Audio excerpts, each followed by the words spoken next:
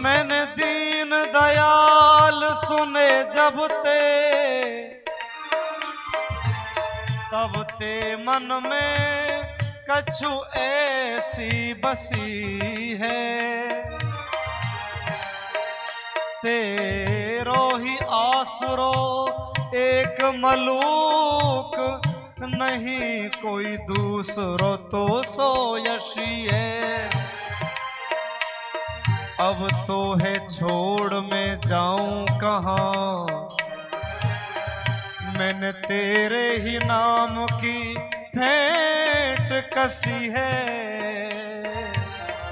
वृंदावन बिहारी लाल की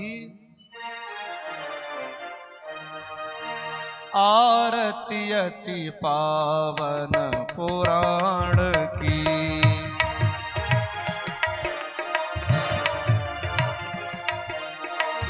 धर्म भक्ति विज्ञान खान की, खान की महापुराण भागवत निर्मल सुख मुख विगलित निगम कल्प फल परमानंद सुधार समय कल लीलारती रस रस निधान की। आरती अति पावन पुराण की। विषय विलास विमोह विनाशिनी विमल विराग विवेक विकासिनी। भगवत तत्व रहस्य प्रकाशिनी। भगवत तत्व रहस्य प्रकाशिनी। परम ज्योति परमात्म ज्ञान की। आरती अति पावन पुराण की।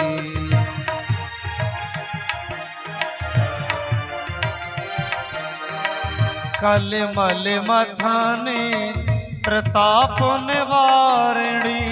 जन्म मृत्युमय भव भयहारिणी। सेवत सतत सकल सुख कारिणी। सुमहोषधि हरि चरित गान की। आरती अति पावन पुराण की।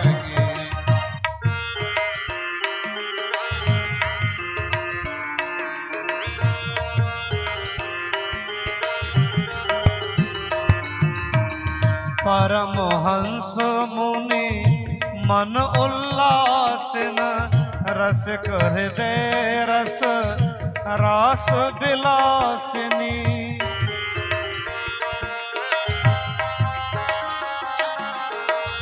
भुक्ति मुक्ति रति प्रेम सुदासिनी।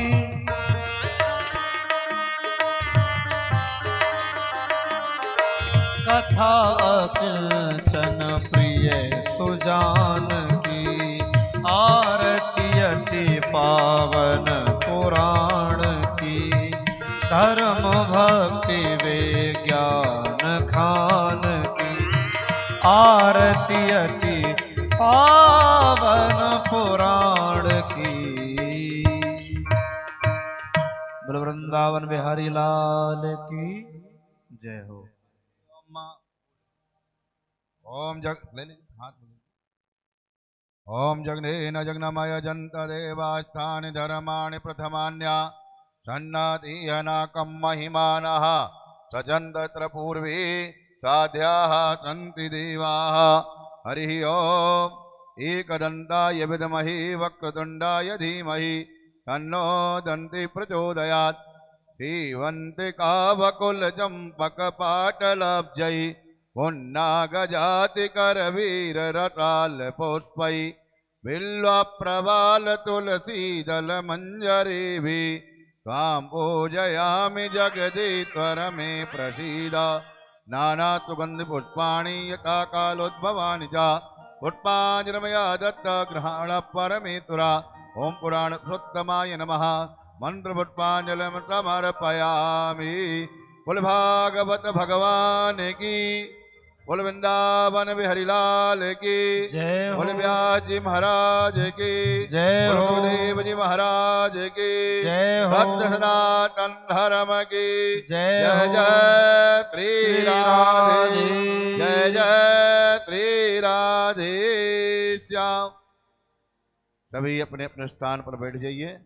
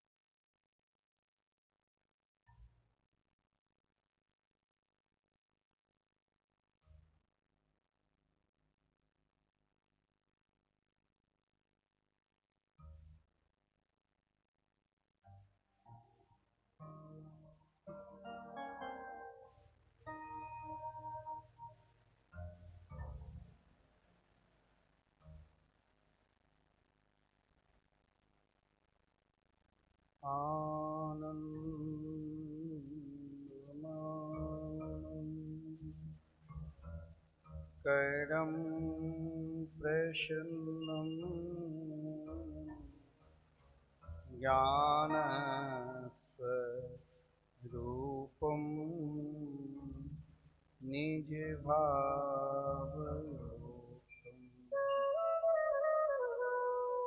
योगीन्द्रमेजं भवरोग वैद्यं श्रीमद्गुरुं नित्यमहं स्मरामि। आर्दध्वान्तु निरासवासरिमन्दे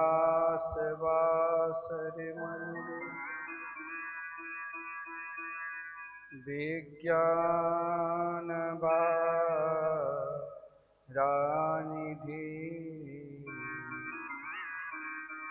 भक्ताभीष्टसहस्रपूरणनिविदो चैतन्यचिन्तामणि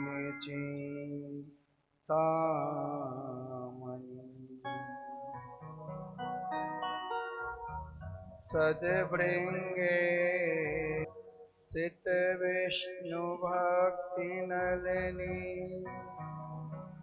व्याकोसे तोदय स्वस्माकं कुरुतां भवातिशमनं निम्बार्कणामा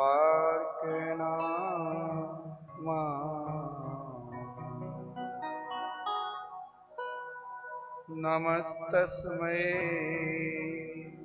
भगवते कृष्णाय कुण्ठमेधसे राधा धरसुधा सिन्धो नमो नित्य विहार राधा कृष्ण स्वरूपां वै कृष्णं राधा स्वरूपिणं कलात्मा निकुञ्जस्थं गुरुरूपं सदा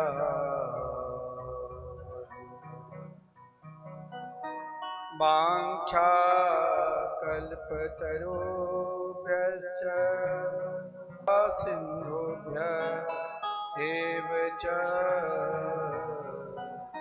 पतितानां पावनेभ्यो वैष्णवेभ्यो नमो नमः। आइए दो बार हम सब भाव के साथ मंगलमयी नाम शब्द कीर्तन करें, तत्पश्चात कथामृत के रसास्वादन करें। राधे कृष्ण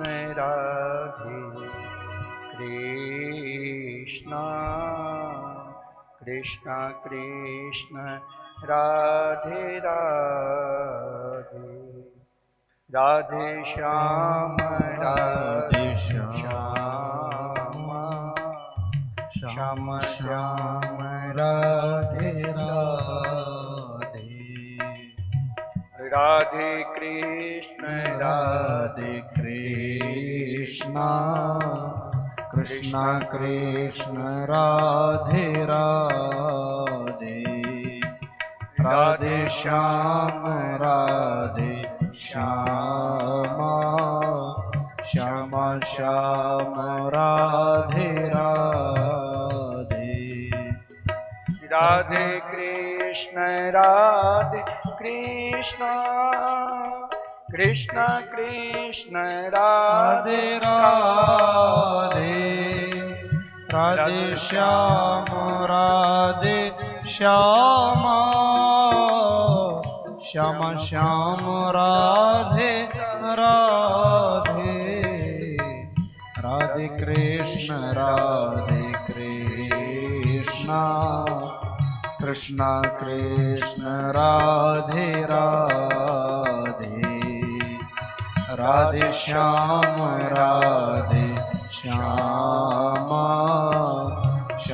श्याम राधे राधे।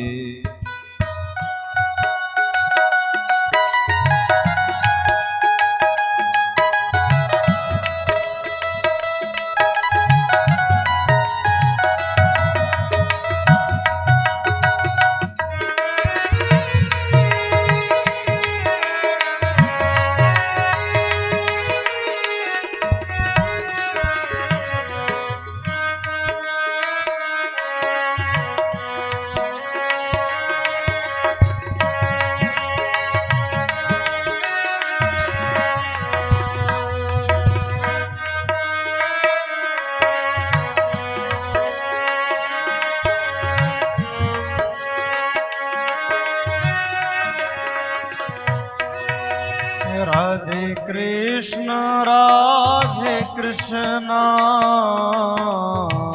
कृष्ण कृष्ण राधे राधे, राधे श्याम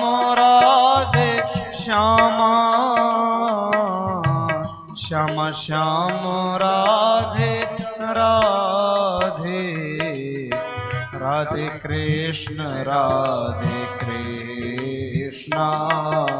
कृष्ण कृष्ण राधे राधे, राधे श्याम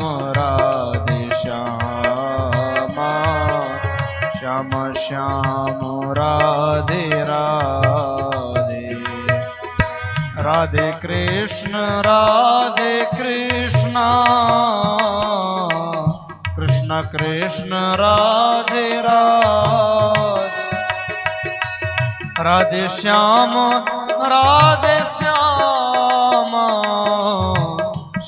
श्याम राधे राधे, राधे कृष्ण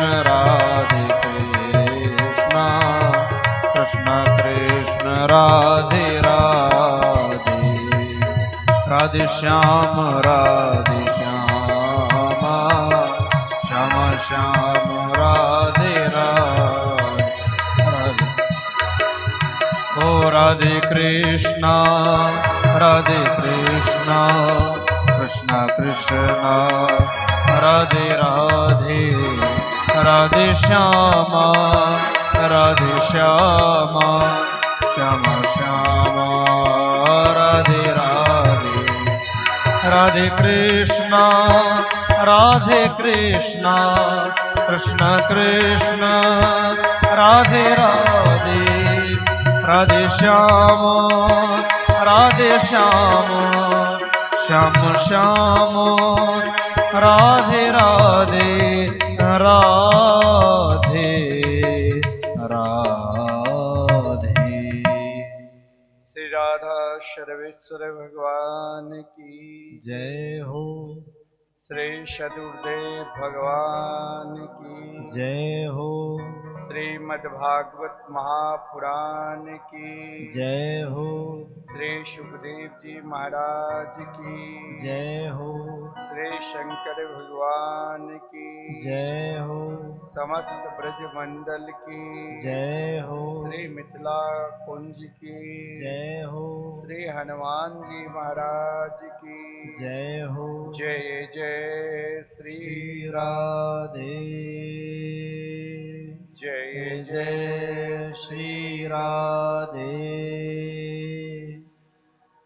जय जय श्री राधे श्याम।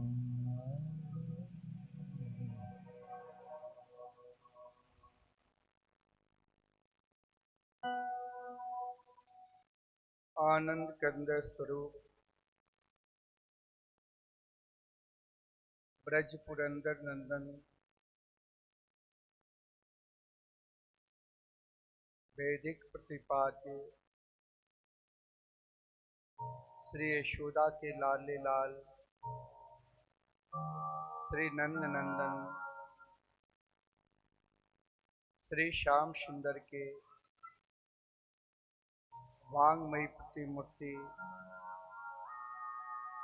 श्रीमद्भागवत सप्ताह कथा अनुष्ठान के आज अंतिम सत्र में हम सब प्रवेश करने जा रहे हैं। इस भावमयी मधुरमयी कथा के आयोजक श्री प्रेम नारायण मिश्रा जी, उनकी धर्मपत्नी श्रीमती विद्या मिश्रा जी, उनके पुत्र पुत्री तथा समस्त मिश्रा परिवार के द्वारा हम सब श्रीधाम वृंदावन में मिथिला कुंज सत्संग भवन में कथा मृत का रसास्वादन कर रहे हैं। कल की कथा के प्रसंग में आदरणीय श्रीमान सुखदेव जी महाराज श्री कृष्ण रुक्मिणी मंगलमयी विवाह उत्सव की कथा श्रवण कराए। देखिए, भगवान श्री कृष्ण ये 4 प्रकार की लीला होती है। भागवत में 4 प्रकार की लीलाओं की कथा है। पहला जो वृंदावन की कथा है, जिस कथा में भगवान ने संपूर्ण रसिक जनों को, संपूर्ण आह्लाद जनों को रस और प्रेम क्या होता है। वृंदावन की लीला जो है भागवत में वो रस प्रीति लीला है, जिनमें भगवान के माधुर्य बाल लीला से लेकर माखन चोरी लीला से लेकर महाराज की लीला, इसे हम लोग रस पीठ कहते हैं। मथुरा के जो लीला है वो तत्व पीठ की लीला है। मथुरा लीला जो बड़े बड़े तत्वदर्शी है, योगी है, उनकी समझ में आ सकता है। और हस्तिनापुर की जो लीला है वो कर्म पीठ के लीला है, और द्वारका के जो लीला है वो योग पीठ का लीला है। योग पीठ इसीलिए कहा गया है, इनमें भगवान लीला पुरुषोत्तम के साथ साथ मर्यादा पुरुषोत्तम की लीला की, जिसमें 16,108 विवाह के हैं। उन 16,108 रानी और पटरानी के बीच में भगवान ने किस प्रकार सुंदर दिव्य मर्यादा धर्म के सुंदर उपदेश दिए, यह सब वर्णन है। देखिए, मर्यादा धर्म के जो उपदेश है उसमें सर्वप्रथम रुक्मिणी जी के जो पुत्र हुआ, जिनका नाम प्रद्युम्न था। प्रद्युम्न, संसार में देखिए दो प्रकार की कामना होती, एक कामना भगवत प्राप्ति की साधना, एक कामना नाना प्रकार के सुख वैभव प्राप्त होने के बाद भी कभी जीवन में शांति नहीं, निरंतर दुख ही दुख, निरंतर दुख ही दुख। अंतिम दिन की कथा एक सामाजिक सद्भावना की ओर प्राणी को कैसे ले जाए। वैसे 16,108 विवाह के विषय में आप जानते हैं, लेकिन दो प्रकार की कामना, एक कामना से हम स्वयं लड़ते हैं, जिस कामना से हम लड़ते रहते हैं वो कामना हमें कभी आज तक किसी को शांति नहीं दिया, और एक कामना अगर आ जाए जीवन में तो कामना निरंतर प्रकाश देता है। एक काम को भगवान शिव ने जलाकर जीव मात्र के अंदर प्रवेश करा दिया, एक काम को श्री कृष्ण ने अपना पुत्र बनाकर निरंतर अपने समान प्रभावशाली बना दिया, जिन कामना का नाम है प्रद्युम्न, जिनके नाम मात्र से हृदय में प्रकाश आ जाए। प्रकृष्ट दुम्ना जैसा प्रद्युम्न, रोम रोम में प्रकाश आ जाए। अब आप देखना, संसारिक काम, मान लीजिए आपका घर है, परिवार है, बच्चे हैं, बहू है, बेटा है, बेटी है, व्यापार है, सब कुछ रहते हुए भी कई लोग ऐसे हैं, अगर धन के बदौलत शांति रहेगी तो निरंतर मुस्कुराते रहेंगे। आपका स्वभाव बहुत बढ़िया है, लेकिन हो सकता है सामने वाले भी बहुत अच्छे हैं, परंतु आपका विचार नहीं मिलने से निरंतर हमें क्रोधावस्था में रहना पड़ता है। निरंतर हमें क्रोधावस्था में ही रहना पड़ता है। क्रोधावस्था रूपी काम जब हृदय में प्रकट हो जाए तो कभी भी अंत भी करा सकता है। चाहे आप असुर सम्राट महाराज सम्रासुर के तरह कोई प्रभावशाली नहीं हो सकता है, जिसने अपने आप को अमृत को प्राप्त कर चुके थे, जिससे संपूर्ण देवता भी घबराते रहते थे। सम्रासुर को भी काम के प्रतीक ही कहा गया, और प्रद्युम्न को भी काम के प्रतीक ही कहा गया। दोनों में प्रबलता है, शक्ति दोनों में कम नहीं। तो जो सम्रासुर महाराज श्री कृष्ण के महल में, जिस महल के चारों तरफ रक्षा करने के लिए भगवान के चक्र सुदर्शन, बिना भगवान की आज्ञा से कोई अंदर प्रवेश भी नहीं कर सकता है, उन सम्रासुर ने आसानी से श्री कृष्ण के पुत्र मां 6 दिन की छोटी अवस्था में उठाकर वो तो देवर्षि नारद जी के प्रेरणा से समुद्र में फेंक दिया, मछली निकल ली और वही मछली सम्रासुर के राजधानी में कोई रहने वाले मल्लाता उनको मिला। उसने पुनः राजा को समर्पित किया।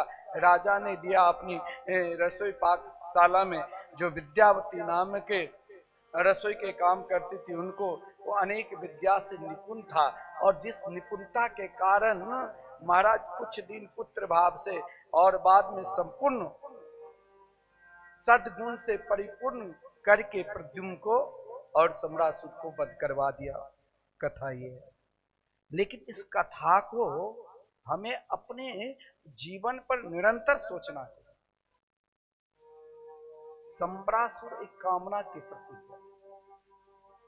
हर व्यक्ति के रोज आज घर घर में शायद ही 100 में से घर शांति होगी, नहीं तो कोई अपने बेटा से परेशान, कोई बेटी से परेशान, कोई बहू से अधिक लोग परेशान। कुछ न कुछ किसी का भाव क्यों नहीं मिलता है? क्योंकि हर व्यक्ति में अपनी इच्छा है, अपनी प्रबलता इच्छा है, अपनी कामना इच्छा है। जैसे सम्रासुर के अंदर एक ही इच्छा था कि संसार में मुझसे श्रेष्ठ, मुझसे बलशाली कोई है ही नहीं।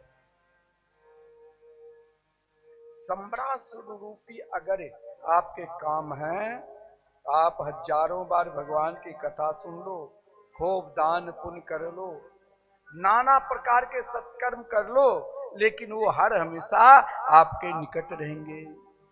सम्रासुर को लगा जब महाराज वो मछली क्या उनकी राजधानी में आ गए, वो तो निरंतर वही प्रद्युम्न के चिंतन में ही रहते। एक हर पल अगर बेचैनी मन में रहे तो समझ लो कि मेरे अंदर सम्रासुर रूपी काम है।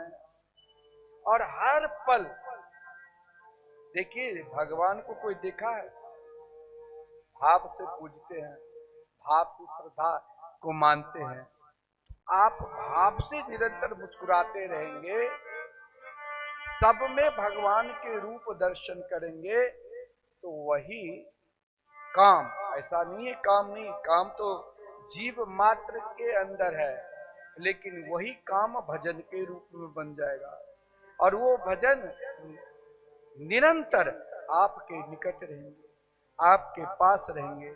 आप किसी भी स्थिति में रहो, चाहे घर में रहो, चाहे परिवार में रहो, फिर आपको कोई चिंता सताएगी, फिर आपको कोई, मान लीजिए मेरे स्वभाव कुछ ना कुछ हो सकता है। स्वभाव धीरे धीरे कब बदलता है? प्रेम के द्वारा।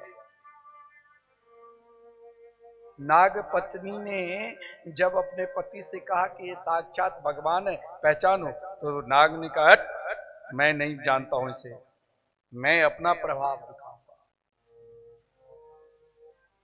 तो भगवान ने कहा ये अपना प्रभाव दिखा रहे हैं, लेकिन धीरे धीरे आपका प्रभाव रोज आगे बढ़ेगा भी, लेकिन वो अपने झुकता जाएगा। जो प्रभाव युवावस्था में है वो प्रभाव वृद्धावस्था में नहीं रहेंगे, वो झुकना पड़ेगा ही। वो झुकेगा कब?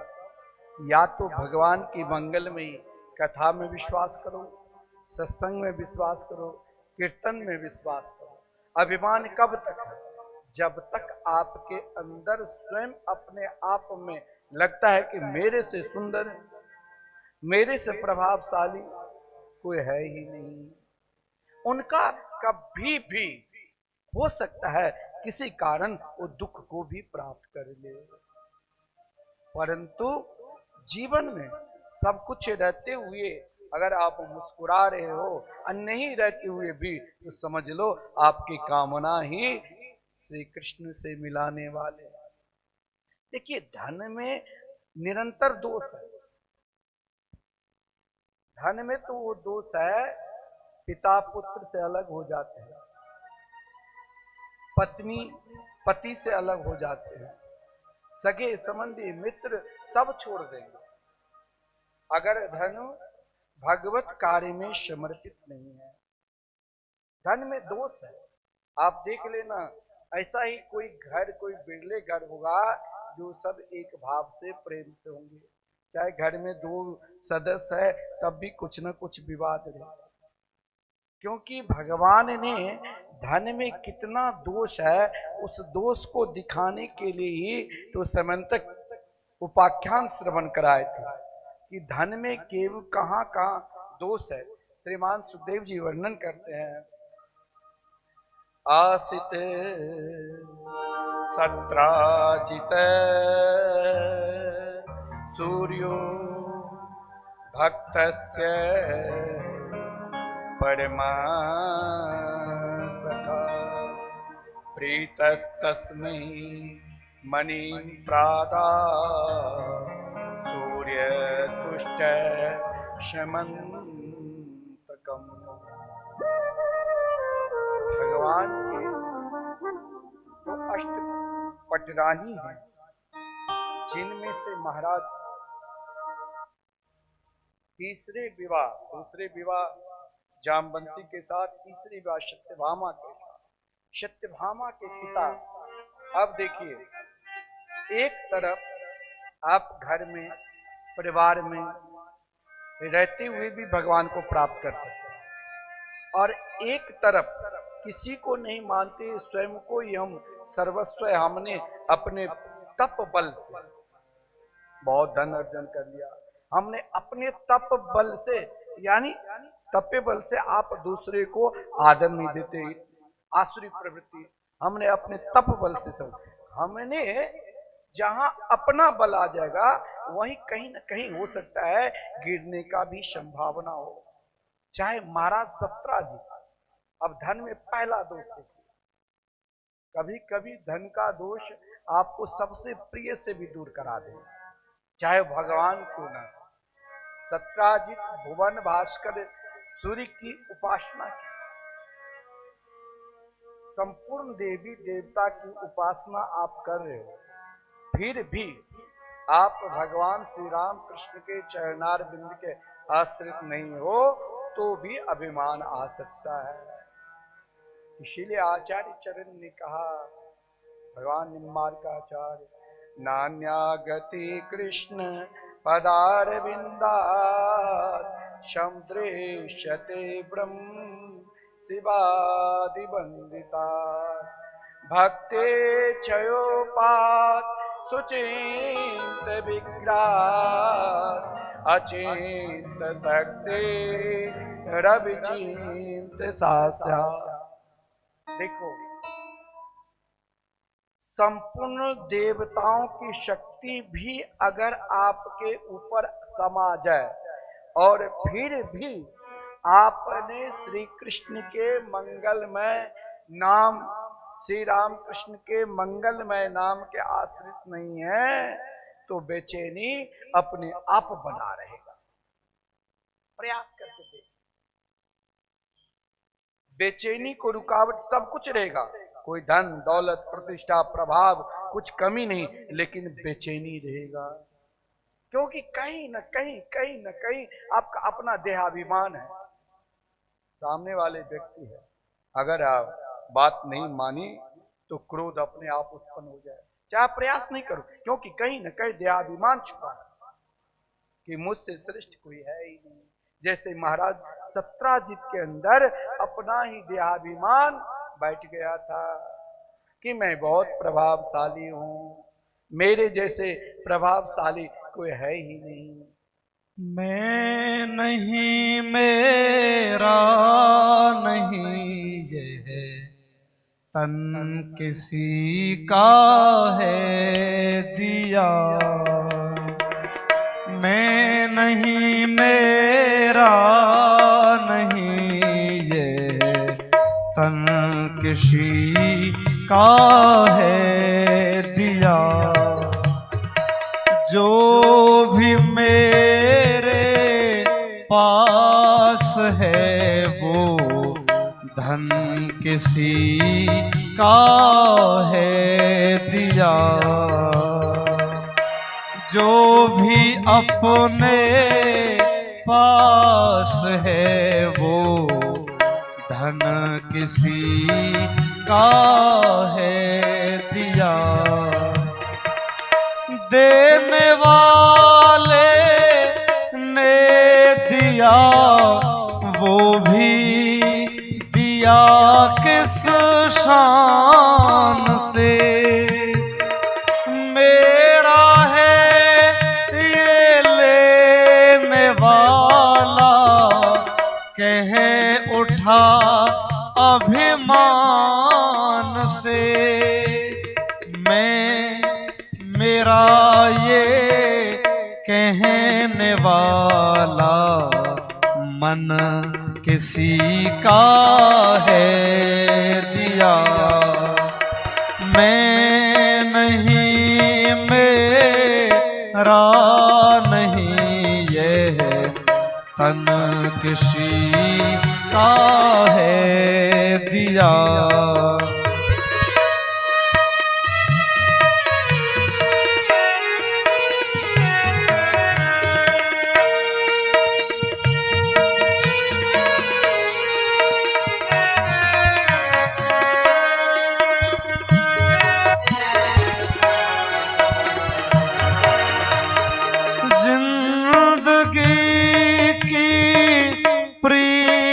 छोड़ प्रीत उनसे कीजिए।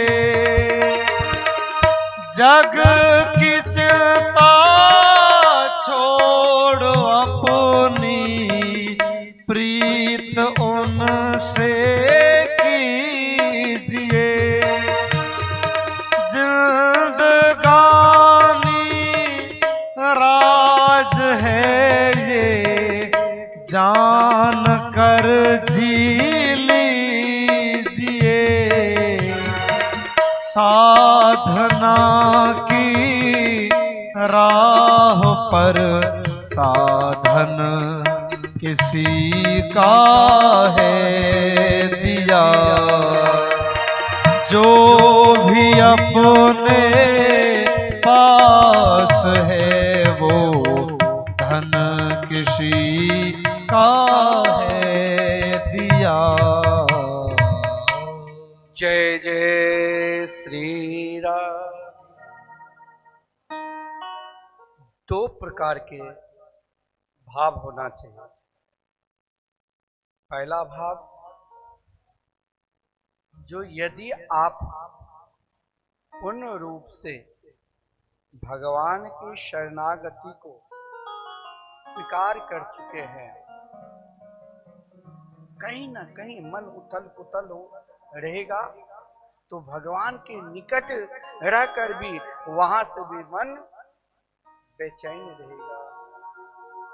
यही महाराज शत्राजित के अंदर था। 8-8 घंटे तक निरंतर साधना में डूबकर भी महाराज शत्राजित अपने आप को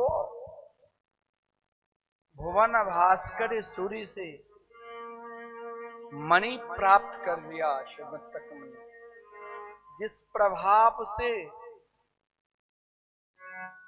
कई टन 8 टन स्वर्ण रोज प्राप्त करते थे, परंतु मन में शांति नहीं है।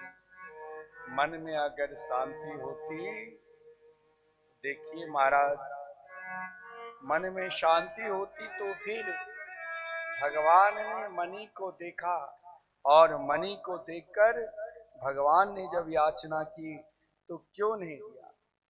देखिए श्री प्रेम नारायण मिश्रा जी, उनकी धर्मपति श्रीमती विद्या मिश्रा जी के पूज्य गुरुदेव परम भजनानंदी चित्रकूट में निवास करने वाले सनकादिक आश्रम के महाराज श्री, जो निरंतर अनुष्ठान में भजन में निरंतर लगे रहते हैं।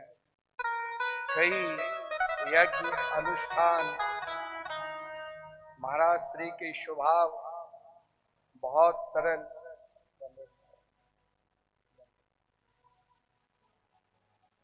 आइए गुरुदेव का भजन गाओ।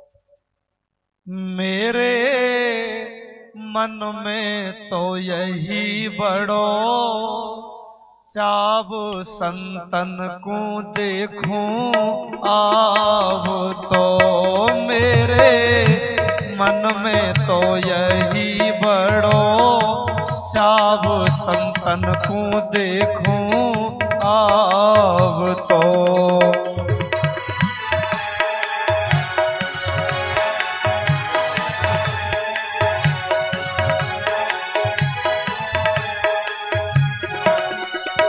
अरे बड़े भाग गुरुदेव पधारे मिलकर करूं प्रणाम। बड़े भाग गुरुदेव पधारे मिलकर करो प्रणाम।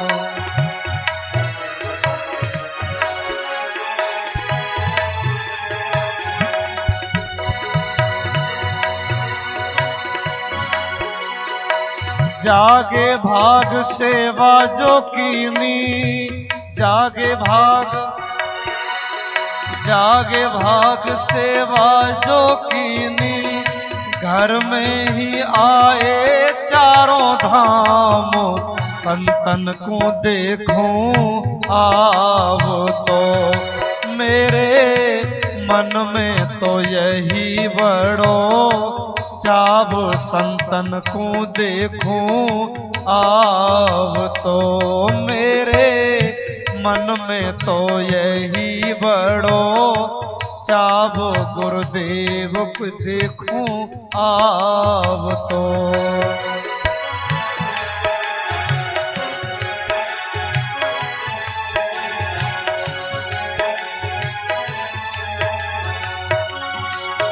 बड़े भाग जब जानिए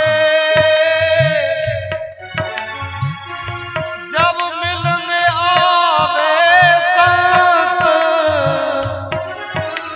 संतन को मिलनो करे सब कष्टन को अंत। मेरे मन में तो यही बड़ो चाव संतन को देखूं आव तो।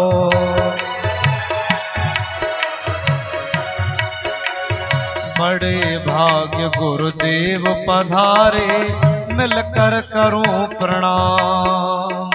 बड़े भाग गुरुदेव पधारे मिलकर करूं प्रणाम।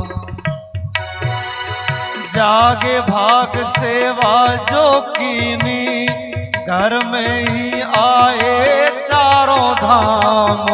संतन को देखूं आव तो मेरे मन में तो यही बड़ो चाव संतन को देखूं आव तो।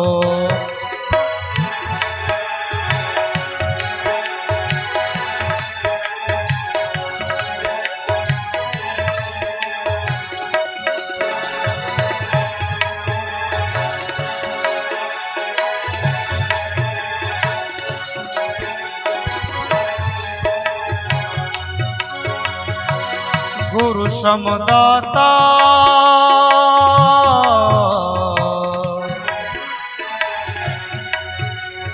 गुरु समदाता और ना जग में कोई और। भगतन पे करुणा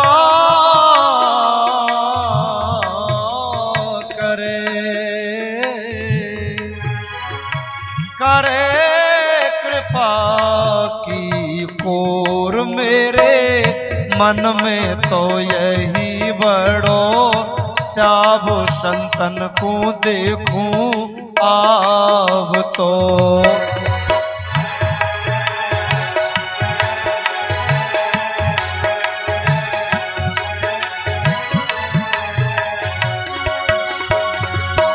संत बड़े परमार्थी वेश धरे अवधूत। राम नाम के गोला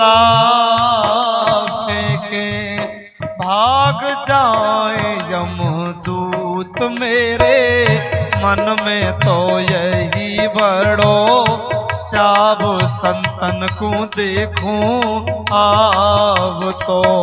मेरे मन में तो यही बड़ो चाव संतन को देखूं आव तो। सारे तीर्थ धाम आपके चरणों में, हे गुरुदेव प्रणाम आपके चरणों में, चरणों में। सारे तीर्थ धाम आपके चरणों में, हे गुरुदेव प्रणाम आपके चरणों में।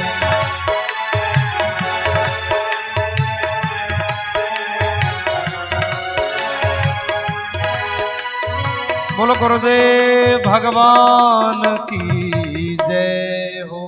जय जय श्री राधे।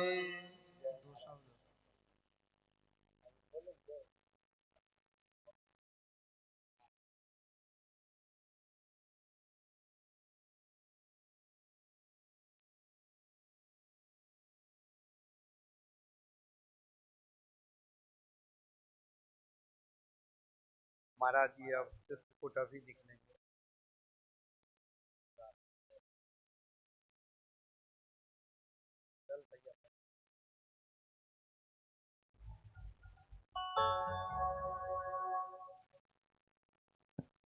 राधा नाम की,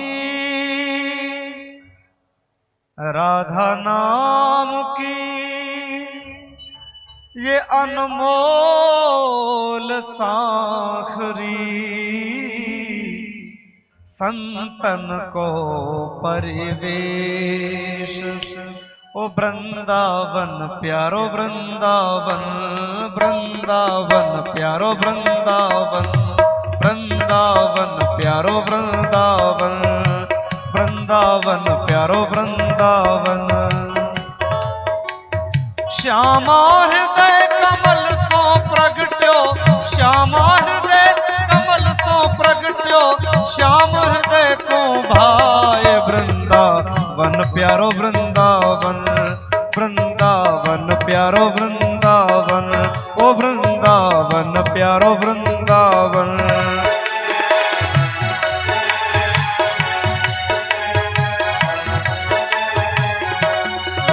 ओ श्यामा हृदय कमल सो प्रगट्यो, श्यामा हृदय कमल सो प्रगट्यो, श्याम हृदय को भाए वृंदावन प्यारो वृंदावन, वृंदावन प्यारो वृंदावन। जय राधे राधे गोविंद गोविंद राधे, जय राधे राधे गोविंद गोविंद राधे। जय जय श्री राधे, जय जय श्री राधे। देखिए भागवत कथा के मुख्य यजमान के पुत्र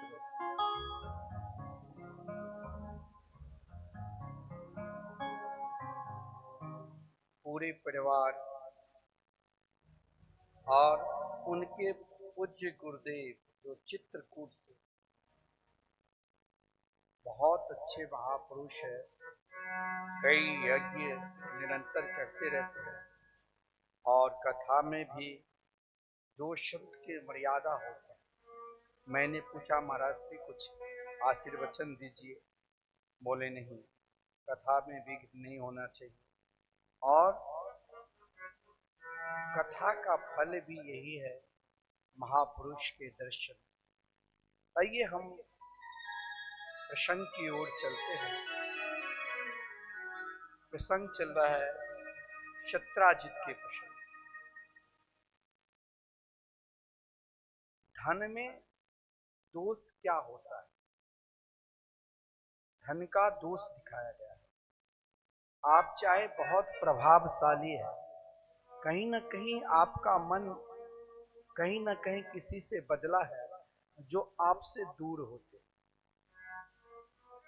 ये कोई जरूरी नहीं। बहुत लोग बोलते हैं कि मेरे घर में मेरे बहू या मेरे बेटा या मेरे सगे संबंधी नहीं सुनता है। कुछ न कुछ कहीं न कहीं आपके अंदर भी वो देहाभिमान होगा, जिस कारण उतने निकट पहुंचकर भी वो भाव नहीं जागृत होता है, चाहे भगवान ही क्यों।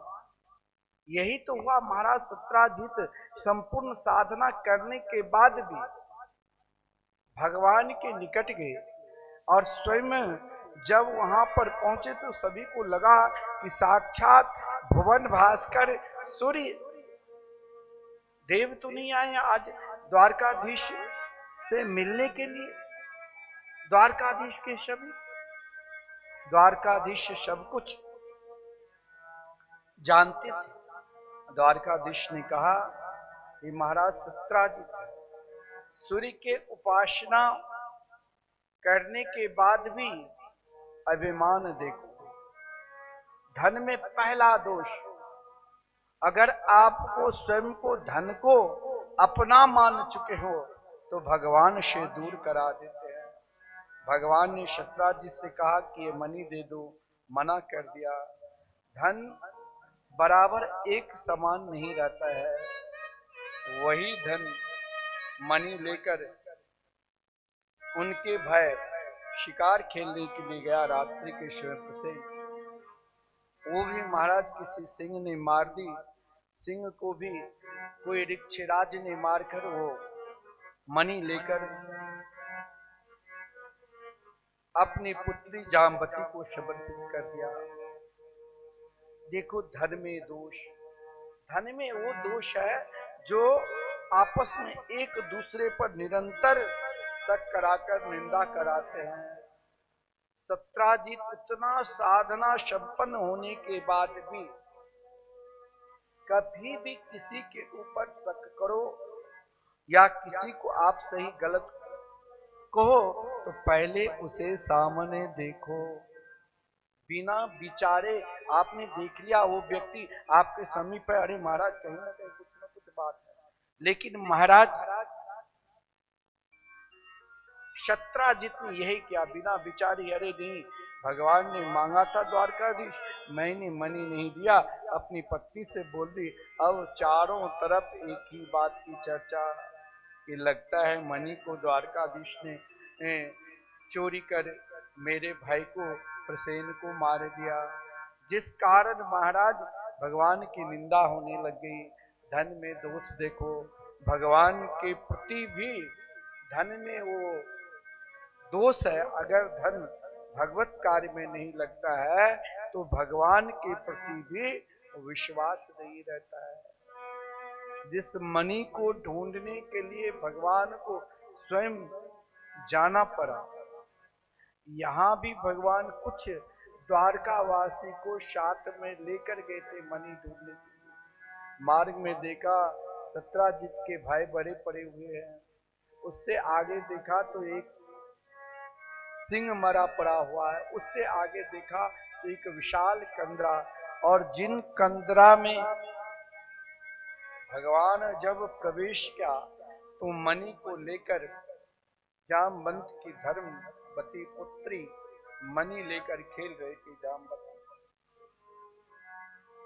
जामवती जो चिल्लाई, जामवंत आया। आप देखो कभी कभी क्या होता है, अपना भी प्रभाव उतना आप सोचते हैं कि मैं ही परिपूर्ण हूं, तो अपना प्रभाव में भी हम भगवान के प्रभाव को कम करें।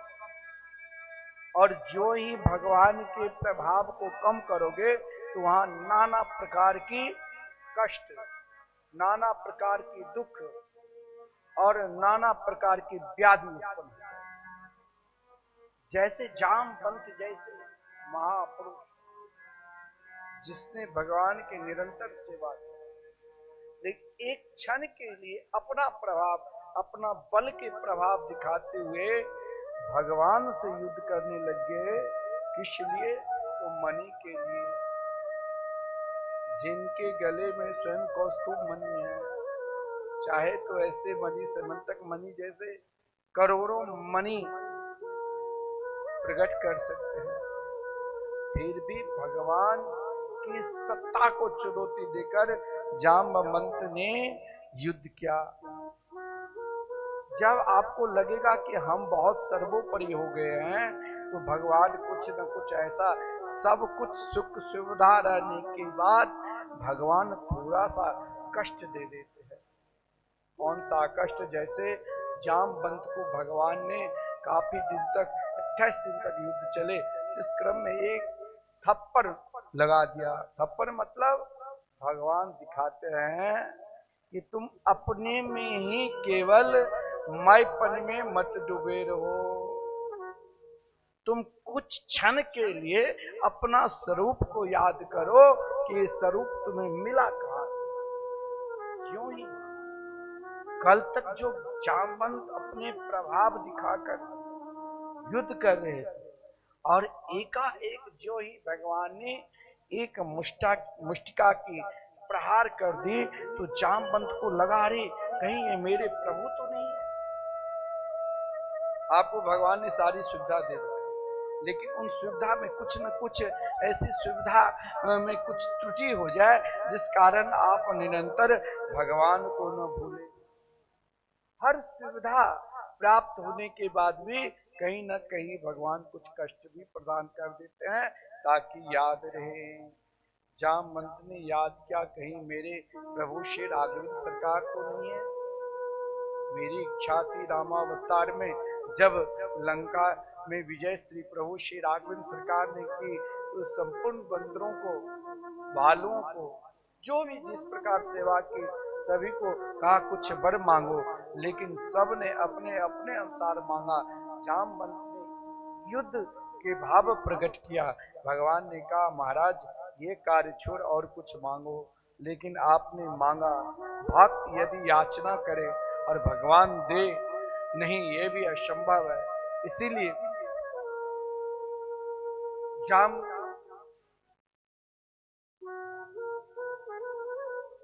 को भगवान ने कहा, आप 28वां द्वापर के अंतिम समय की याद करो। आज वही समय आया। जामवंत फिर भी देखिए, भगवान के शरण में तब कोई पहुंचता है जब कुछ ना कुछ स्वयं को लगता है कि जिस घर परिवार के लिए मैं दिन रात्रि अहर्निशम परिश्रम किया, फिर भी मिला मुझे कुछ मिला अशांति। अब जामवंत भी सोचा, ये कोई ना कोई साधारण महापुरुष नहीं है। बोले, आप है तो है कौन? लेकिन हमारी निष्ठा तो, जामवंत प्रभाव समझते हुए भी कहा, हमारी निष्ठा तो राघवेंद्र सरकार की ओर। तो भगवान भक्त के लिए कभी भी कुछ रूप में आ सकते हैं। और महाराज एक बार श्री तुलसीदास जी श्री राम वृंदावन आए। वृंदावन में जहां जिस गली में जिधर गए, वहां सब जगह राधे राधे राधे राधे राधे राधे। तुलसीदास जी ने सोचा, जैसे आजकल लोग आते हैं ना, तो वृंदावन में आकर देखते कौन सबसे बड़ा मंदिर है। अधिकतर लोग प्रेम मंदिर देखने के लिए जाते हैं कि वहाँ 7-8 बजे बहुत सुंदर लाइट झांकी, लोग देखने घूमने आते हैं। लेकिन पहले जब लोग कोई आते थे तो श्री धाम वृंदावन में भजनानंदी संत कौन है, उसे जरूर दर्शन करूंगा। उस समय निम्बार्क संप्रदाय के आचार्य श्री परशुराम देवाचार्य जी महाराज ज्ञान गुद्री, आप दर्शन किए होंगे, ज्ञान गुद्री के स्थान है जहाँ तुलसी राम मंदिर है।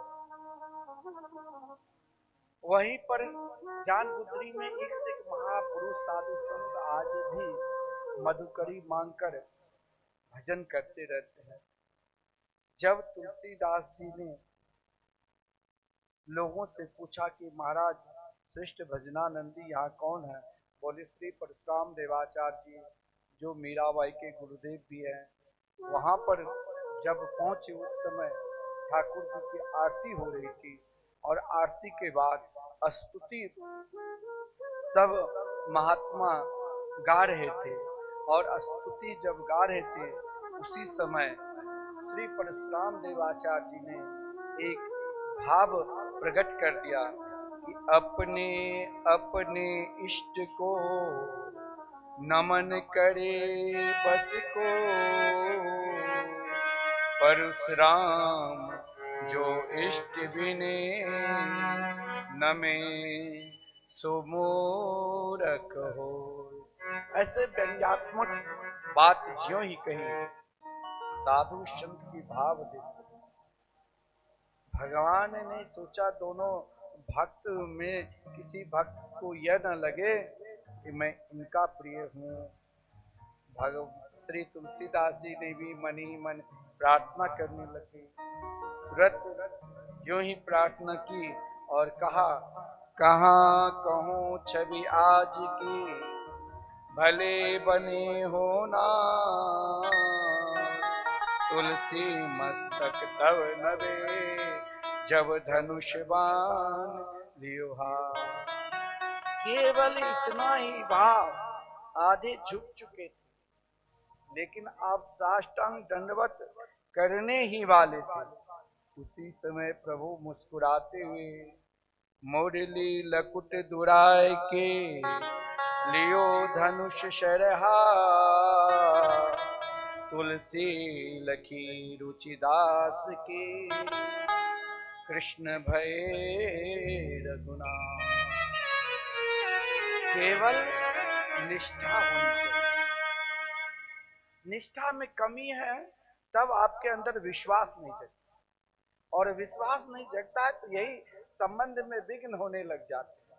कौन बड़ा, यही बड़ापन के लिए लड़ते रहते हैं, और बड़ेपन से लड़ते लड़ते लड़ते आपस में द्वंद्व में उलझ जाते हैं कि हम बड़े की हो, सामने वाले बड़े, जिस कारण महाराज हम परमात्मा को नहीं पहचान पाते हैं। जामवंत ने अपना बड़ापन जो ही त्यागा, कहा प्रभु मुझे अपने शरण में स्वीकार कर लो, और महाराज शरणागति को स्वीकार करने के बाद अपनी पुत्री जामवती को भी कहा स्वीकार कर लो, और साथ में इस मणि।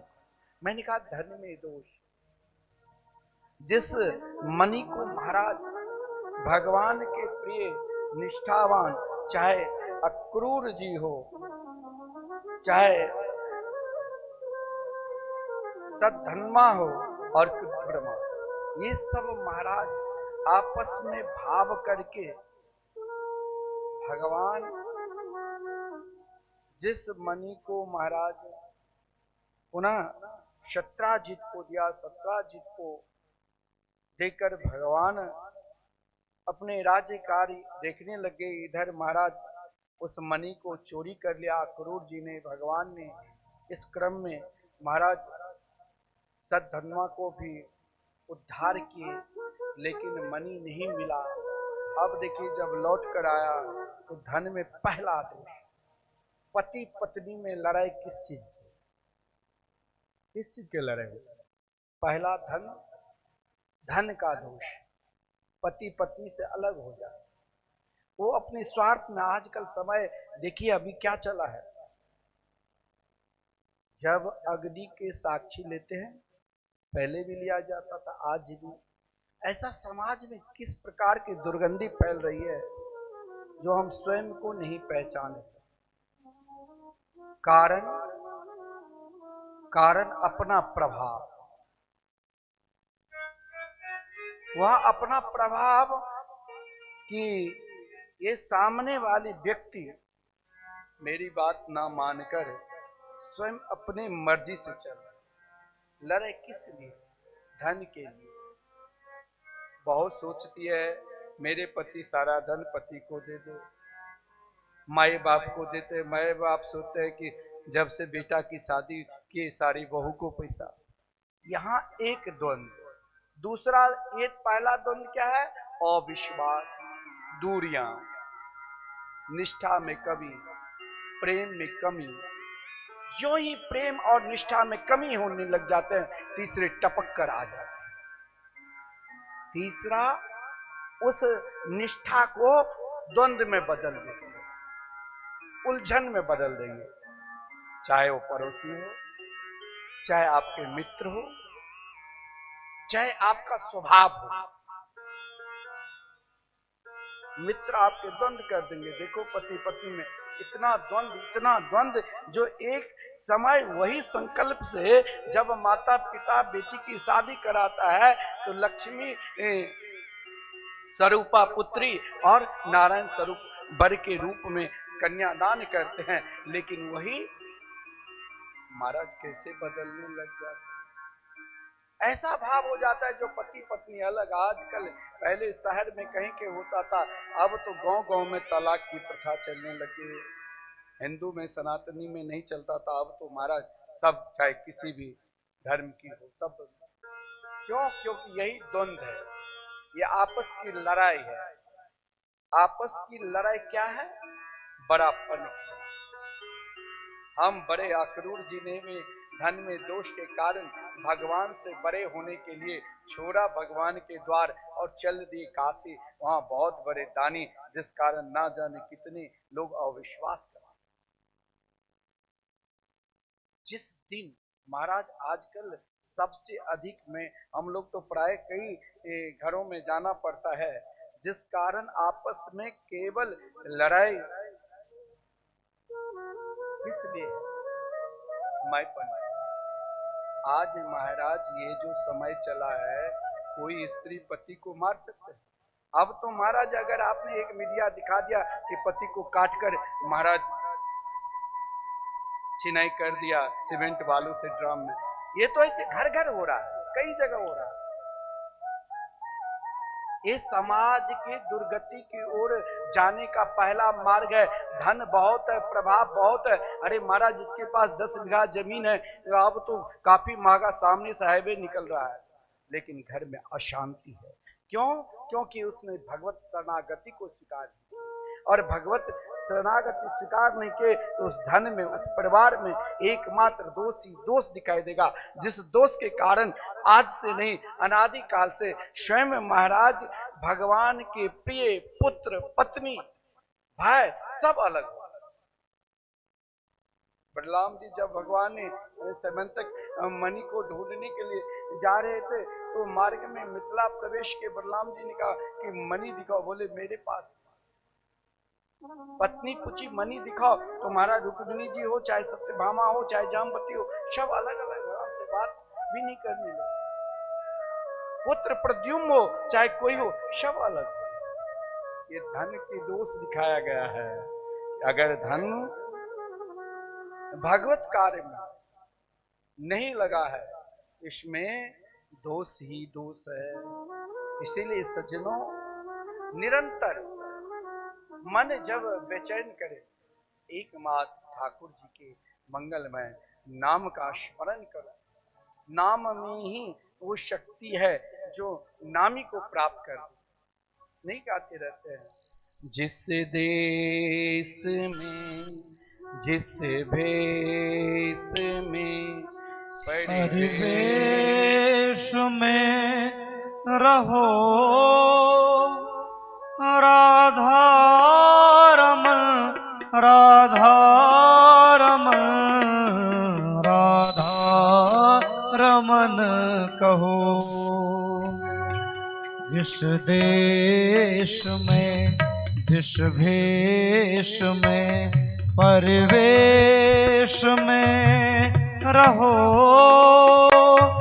राधा रमन राधा रमन राधा रमन कहो।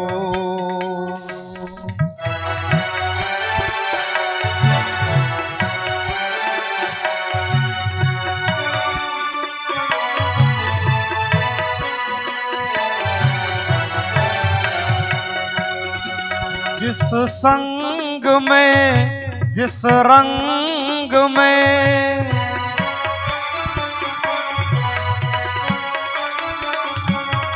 जिस संग में जिस रंग में जिस ढंग में रहो,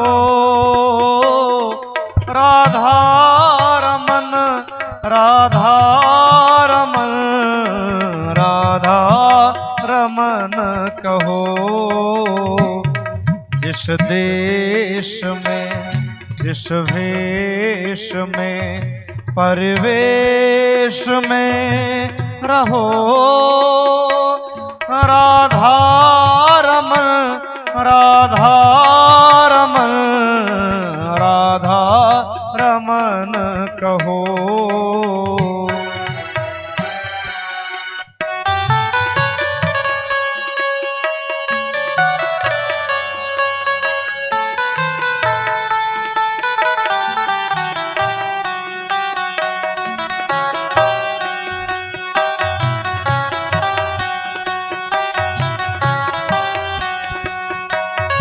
जिस ध्यान में जिस म्यान में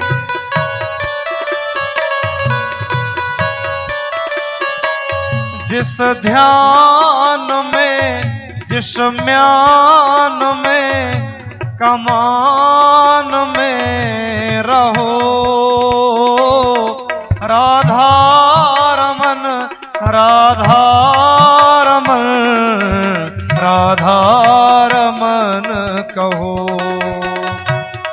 जिस देश में जिस वेश में परिवेश में रहो, राधा रमन राधा रमन राधा रमन कहो। भागवत में एक से एक प्रसंग, चाहे महाराज भगवान के 16,108 विवाह के प्रसंग हो, चाहे महाराज मृग के उपाख्यान हो, कहा गया है अगर हम किसी वस्तु के दान कर देते हैं उसका उपयोग स्वयं को नहीं करना चाहिए और जितना समर्थ है उतना ही बोलना चाहिए। नहीं तो महाराज राजा नृग की तरह अगर कोई समर्थशाली है, दान करके फिर भी नहीं कर पाते या स्वयं उपयोग कर लेते हैं, तो कहा गया यह दत्ताम स्वदत्तम बा ब्रह्म वृत्तिम हरे चाया 60 वर्ष सहस्राणी विष्टायाम जायती। या आप बोलते हम इतना दान करेंगे, संकल्प ले लिया और फिर नहीं किए, और या आपने स्वयं आपके पूर्वजों ने कोई दान मठ मंदिर में दिया, अब आप उपयोग कर रहे हैं। कहा गया है आप ध्यान देना, जो भी कोई मठ मंदिर का दान उपयोग करते हैं, चाहे कोई भी हो, उनको कभी शांति नहीं मिली है। 60,000 वर्ष तक विष्ठा में उनको कीड़ा के रूप में जन्म लेना पड़ता है। बलदेव भैया के द्वारा ब्रज के आगमन की कथा है। राष्ट्र यज्ञ के सुंदर प्रसंग है। महाराज परीक्षित के द्वारा आदरणीय श्रीमान सुखदेव जी से एक प्रश्न किया, भगवान कोई ऐसी चरित्र श्रवण कराओ जिन चरित्र का संबंध भक्त और भगवान दोनों की महिमा उच्च कोटि तक बनी रहे। एक विलक्षण प्रसंग आदरणीय श्रीमान सुखदेव जी महाराज राजा परीक्षित को श्रवण करा रहे हैं। कृष्ण स्याशिद सखा कश्चित ब्राह्मणो ब्रह्मवीतमा विरक्त इंद्रियार्थेषु प्रशांतात्मा जितेन्द्रिय। देखिए, भगवान के परम प्रिय भक्त सुदामा चरित्र जो है वो बड़ा विलक्षण है। देखिए, भगवान के दो मित्र सुदामा नाम के हैं। एक जब वृंदावन में बाल लीला के माखन चोरी लीला के उनमें भी एक भक्त थे श्रीदामा, कोई सुदामा भी बोलते। और एक भक्त जब भगवान गुरुकुल में पढ़ने के लिए मथुरा से उज्जैन के पावन भूमि शांतिपन ऋषि के आश्रम में गए, वहां जिस मित्र से मित्रता हुई उनके चरित्र आदरणीय श्रीमान सुखदेव जी महाराज राजर्षि परीक्षित को श्रवण करा। देखिए, भगवान गुरुकुल में तो कोई जरूरी नहीं है अनेक सहपाठीगण मिल जाते हैं, अनेक मित्र मिल जाते हैं, लेकिन कारण क्या? सुदामा को भगवान ने अपना सबसे प्रिय सखा माना, सबसे प्रिय मित्र माना। जो सुदामा बाल्यावस्था में, सुदामा के विषय में कहा गया है कि बाल्यावस्था में ही जिनके माता पिता दोनों सिधारे, गांव के लोगों ने उनको गुरुकुल में छोड़ कर आया। आप यह भी कह सकते हैं, क्या मथुरा में कहीं गुरुकुल नहीं थे जो भगवान को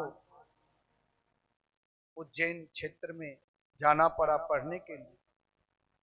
तो भगवान निरंतर जो प्रतीक्षा किए भगवान के लिए, भगवान उसे कभी छोड़ते नहीं।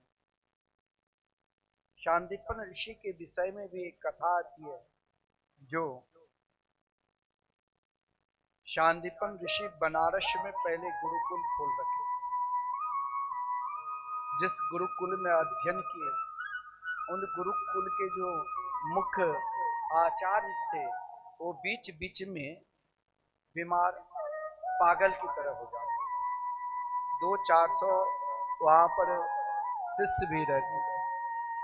परंतु देखिए, गुरु सेवा से महाराज आप सब कुछ प्राप्त कर सकते। अगर आप गुरुनिष्ठ है, सदगुरुनिष्ठ है, तो आपको भगवान को भी दर्शन करा सकते। पूर्व जन्म में शांतिपन ऋषि ने गुरु की सेवा बहुत लगन के साथ किया। एक बार जब गुरुदेव ने कहा, देखो मैं रोगग्रस्त होने वाला हूं, पागल की तरह मेरे दौड़ा आता है, सब बालक अपने अपने घर को चले जाओ, लेकिन शांतिपन ऋषि नहीं, उसने अपने गुरुदेव को भाव के साथ, मनोयोग के साथ सेवा करने लगे। देखिए, सेवा में भी 3 भाव होता है। एक भाव कहने पर अगर करते हैं तो इसको महाराज एक धर्म कहा गया है, और एक सेवा ऐसे भी है कहने पर अगर नहीं करते हैं तो इसे अधम कहा गया।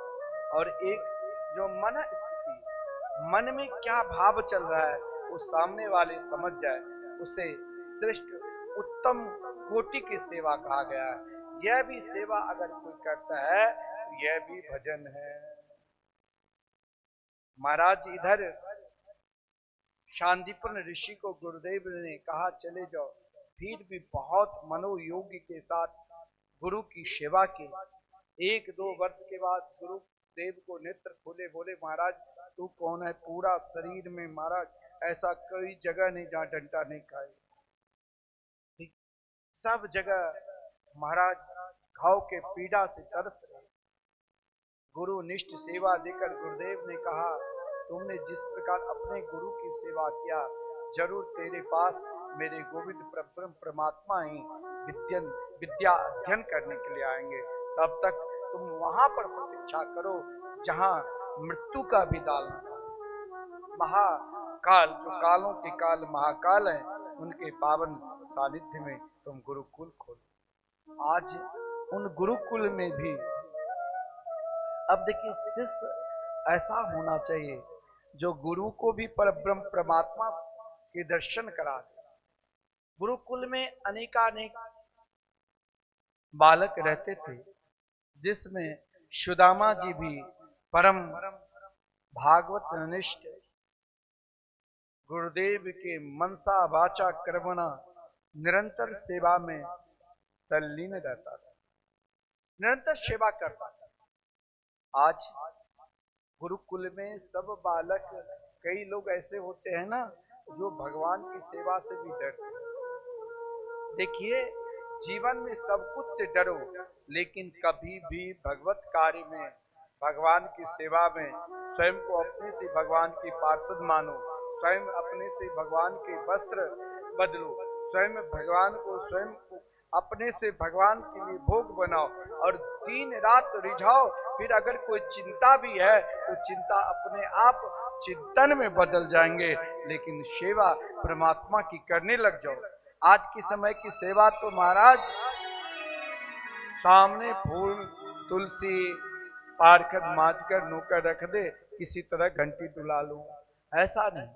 यहाँ सुदामा की निष्ठा को देखकर गुरुकुल में गुरुदेव आज गुरु माता ने कही तुम केवल विद्या अध्ययन करना और कुछ मत करना।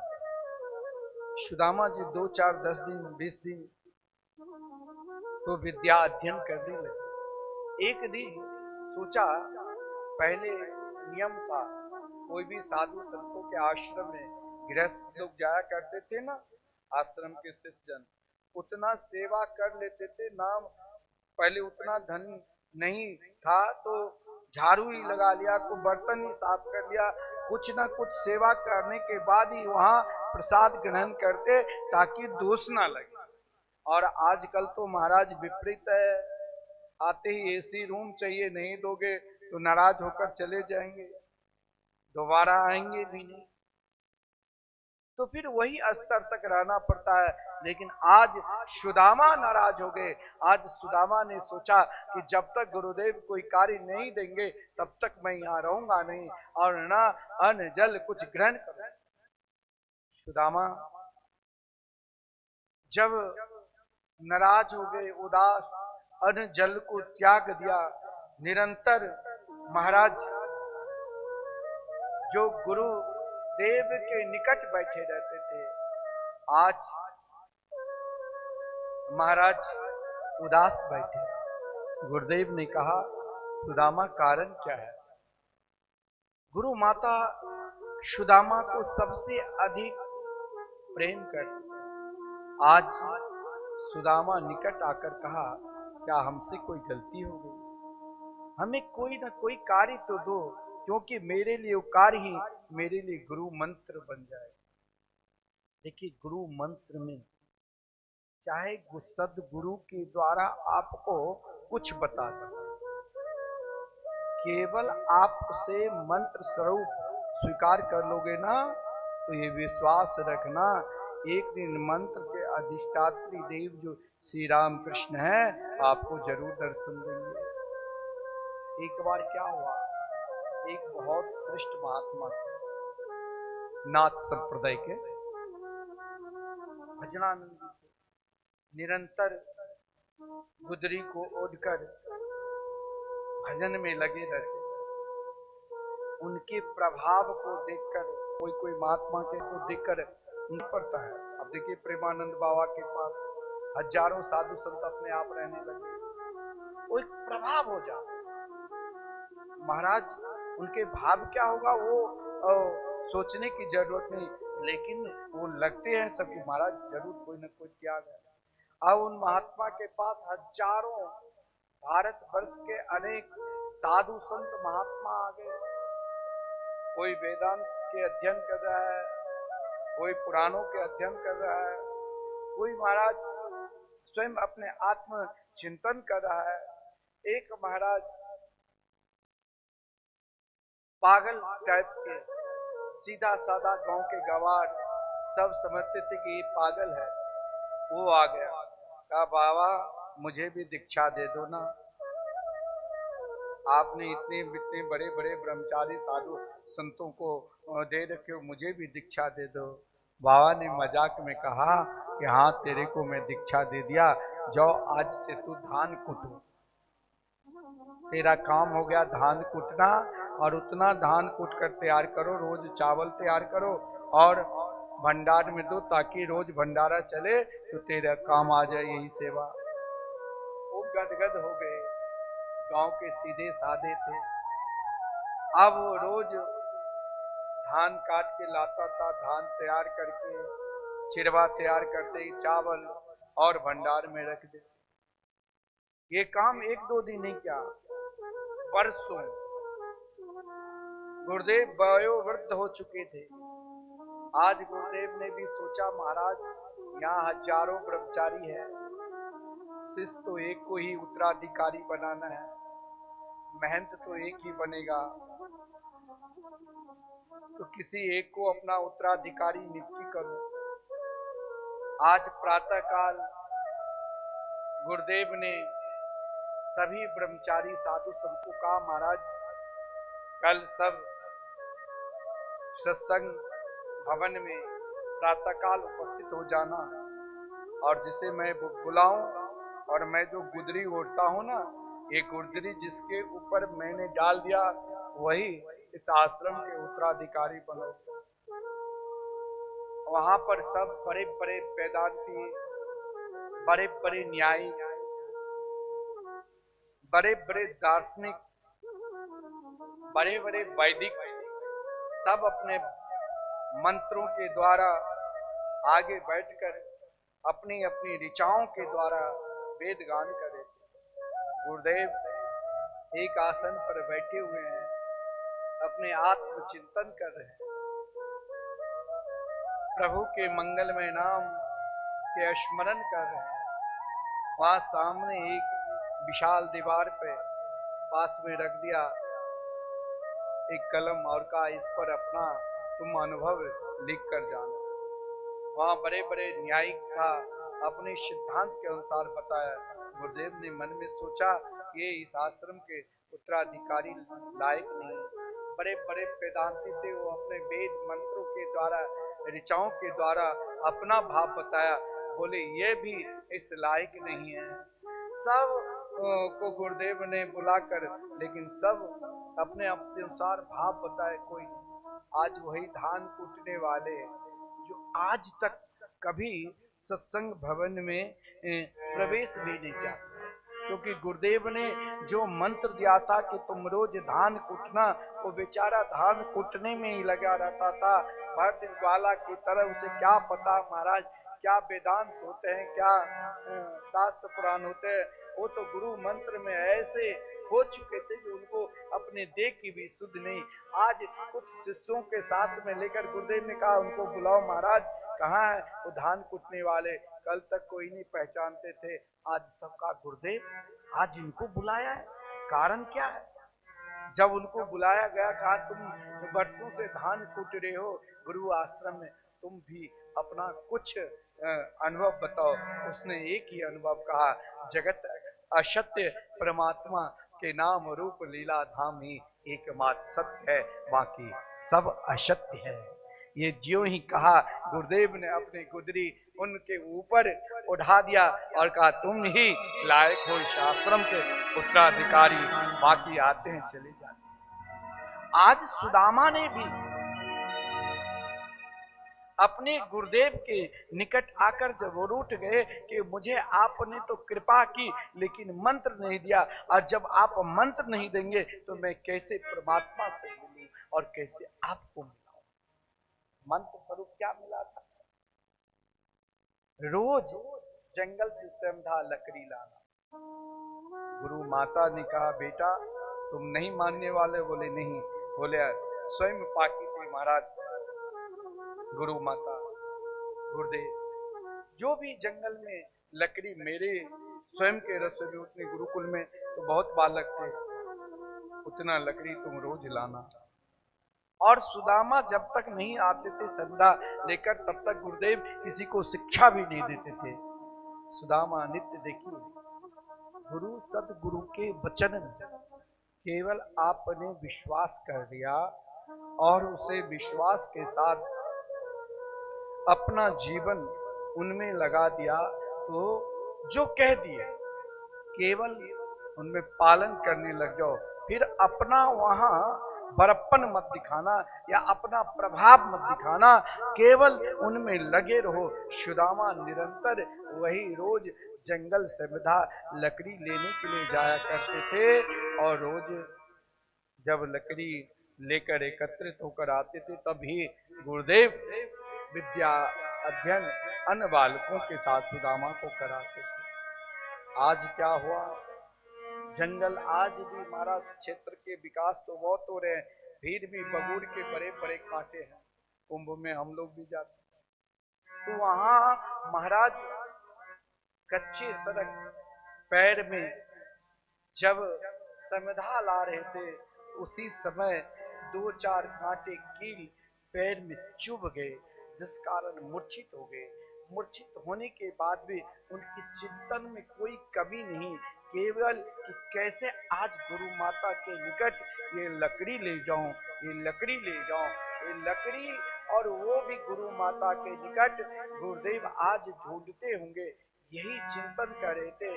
और उठने के प्रयास भी करते थे, फिर भी नहीं उठ पाते थे। उतने में ही श्री कृष्ण और बलदेव भैया दोनों गुरुकुल विद्या अध्ययन करने के लिए आ रहे थे। मार्ग में देखा नन्हे से छोटे से बालक मूर्छित अवस्था में पड़े हुए हैं। भगवान के सैनिक ने रथ को आगे बढ़ाने की कोशिश की। भगवान रुककर बलदेव भैया से कहा, आप भी बैठो।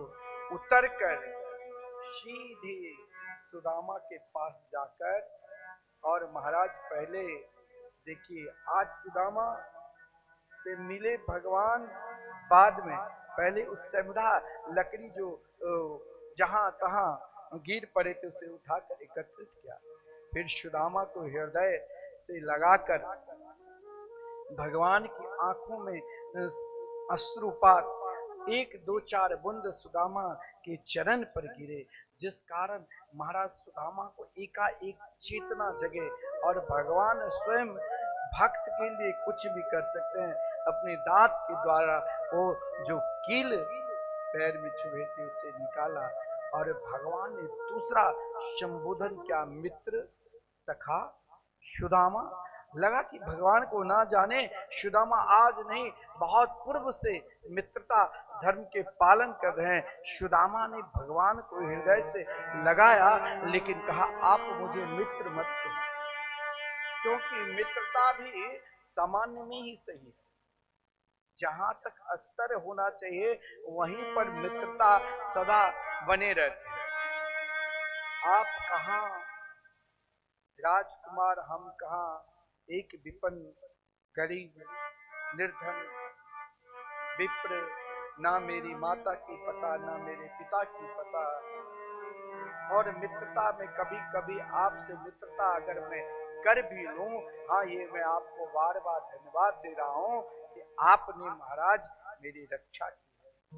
अब कहाँ जा रहे हो? बोले, जहाँ आप रहते हो वहां मैं भी विद्या अध्ययन करने के लिए आया हूँ। सुदामा ने कहा, मैं गुरुदेव के पास जाकर गुरुदेव से कहूंगा कि मुझसे भी अधिक विद्या आपको अध्ययन करा। लेकिन महाराज, आप मुझे अपना मित्र मत मानो, क्योंकि मैंने सुना है महाराज पंचाल नरेश द्रौपदी के पिता के मित्र द्रोणाचार्य थे, परंतु द्रोणाचार्य के पास विद्या के प्रभाव रहते हुए भी धन के प्रभाव नहीं था। पुत्र भूख से व्याकुल होकर दूध मांगा, उनकी पत्नी ने चावल को घीसकर दूध जैसे सफेद कर दिया तो अश्वत्थामा रोने लगे। उस समय गौतमी ने द्रोणाचार्य से आग्रह किया, आपके मित्र महाराज पंचाल नरेश है, महाराज एक बार आप उनके निकट जाकर 2-4 गए मांगकर तो ले आओ, ताकि बच्चे दूध। जब द्रोणाचार्य गए तो महाराज बहुत अपमान किया, शिविर से लात मारकर बाहर कर दी। वो तो अर्जुन जैसे शिष्य हुए और गुरु दक्षिणा में पुनः पंचाल नरेश को महाराज द्रोणाचार्य के निकट लाकर खड़े कर दिए। फिर भी द्रोणाचार्य को कभी भी हृदय से मित्र नहीं माना। लेकिन भगवान ने कहा, ये वो द्रोणाचार्य और पंचाल नरेश की भावना दो, मेरा तो एक वचन होता है, सत्यव्रतम सत्य परम सत्य। एक बार जो बोल दिया वही होगा। सुदामा के साथ मित्रता करने के पश्चात, हाँ, ये भागवत में कोई वर्णन नहीं है कि भगवान ने सुदामा को श्राप दिया, चना गुरु माता ने दी तो सुदामा ने चना खा लिया तो भगवान ने श्राप दिया, ये भागवत में कहीं नहीं लिखा है, ये तो कवियों की एक भाव है। और हो सकता है अनेक युग के अनेक भाव भी होता है, उन भाव को भी प्रणाम करना चाहिए, हर भाव में आदर देना चाहिए। इधर महाराज भागवत में तो सुदामा जी के विषय में यहाँ तक कहा गया है, कृष्ण स्या सिद्ध सखा कश्चित् ब्राह्मणो ब्रह्मवीतम विरक्त इंद्रियार्थेषु प्रशांतात्मा जितेन्द्रिय। ध्यान देना, गरीब होना और धनवान होना ये एक प्रारब्ध की बात है, लेकिन दरिद्र, सुदामा जी को कभी भी दरिद्र शब्द का संबोधन नहीं करना। दरिद्र किसे कहा गया? बहुत धन दौलत रहते हुए भी जिसके अंदर संतुष्टि नहीं है, संतोष नहीं है, उनको दरिद्र कहा गया। लेकिन सुदामा जी के विषय में तो कितने उपाधि दी है आदरणीय श्रीमान सुखदेव जी। घर परिवार रहते हुए भी पत्नी भी है जिनके नाम सुशीला है। जैसे गुण सुदामा में वैसे गुण सुदामा की पत्नी में। यहाँ नहीं, पति के गुण अलग और पत्नी के गुण अलग। पंडित जी से जब शादी विवाह कराते हैं तो गुण मिलाकर कराते ताकि दोनों में विवाद ना हो।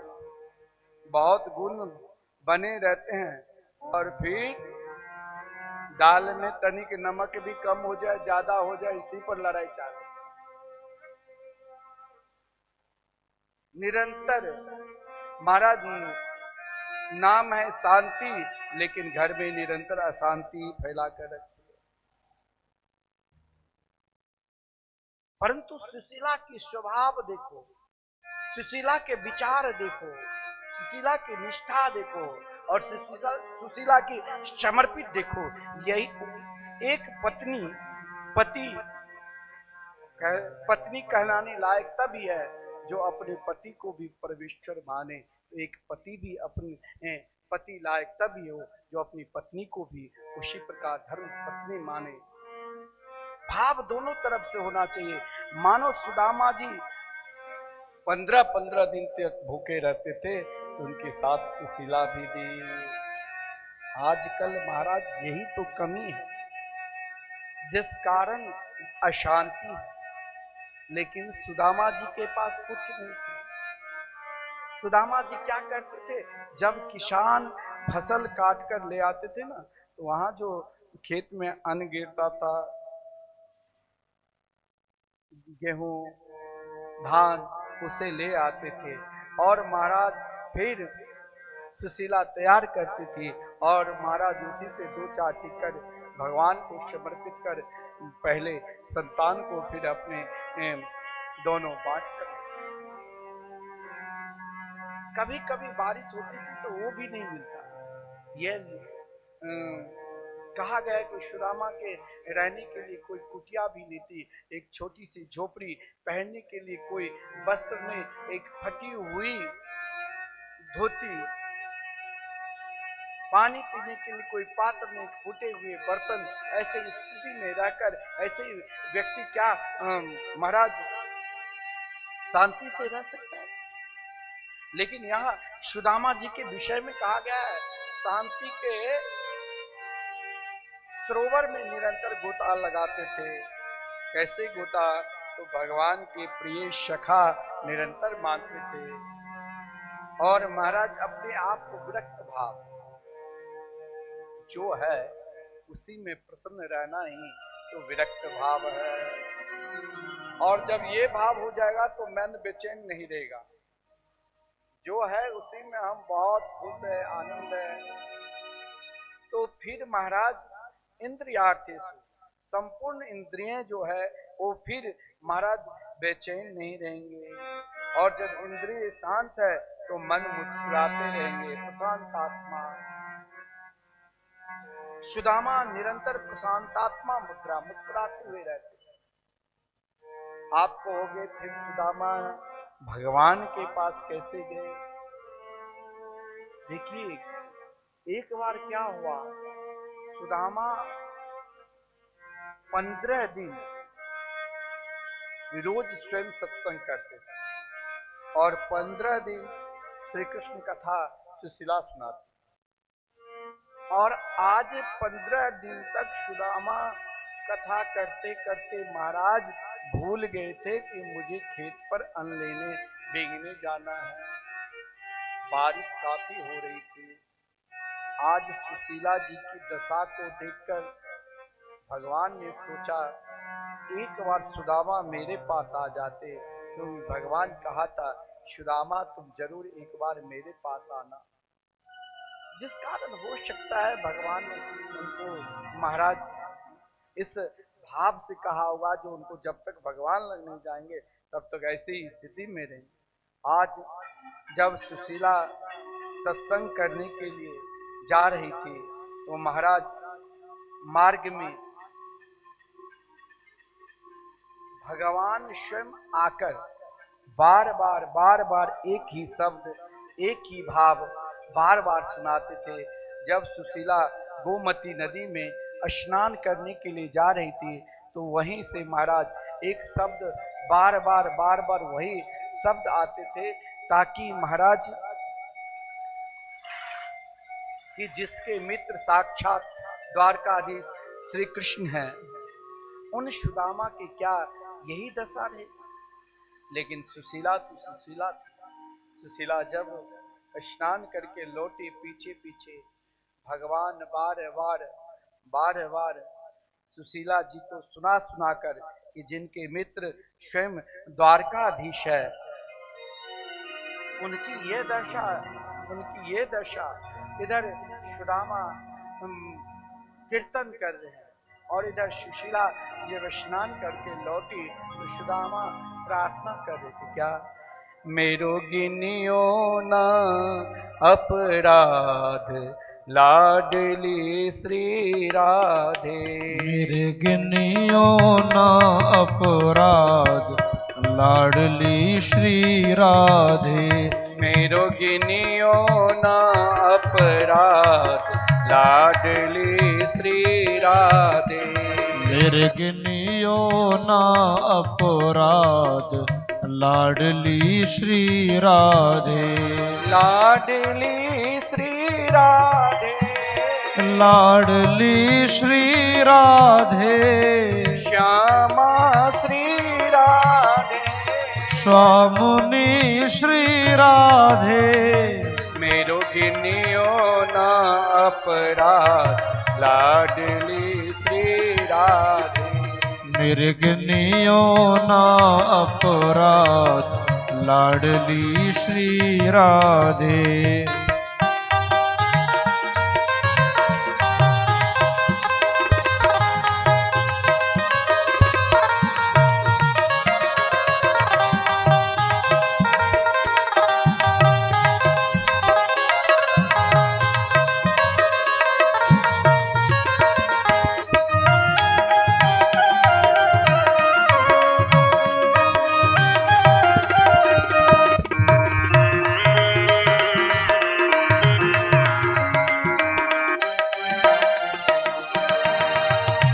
जो तुम मेरे अब गुण देखो। जो तुम मेरे अवगुण देखो। जो तुम मेरे अब गुण देखो। ओ जो तुम मेरे अवगुण देखो। उनका नहीं हिसाब लाडली श्री राधे। मेरे गिनियो ना अपराध लाडली श्री राधे। ना अपराध लाडली श्री राधे।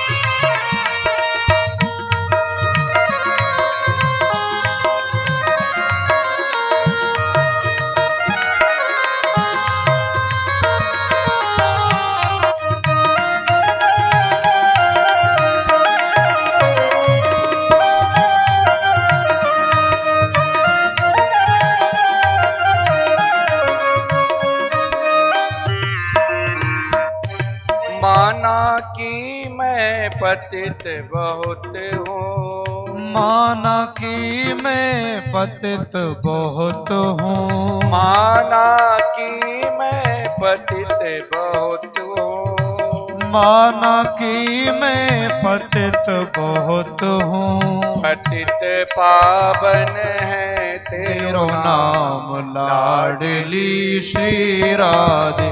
और पतित पावन तेरो नाम लाडली श्री राधे। ए लाडली श्री राधे, लाडली श्री राधे, मेरे गिनियो ना अपराध। लाडली श्री राधे, मेरे गिनियो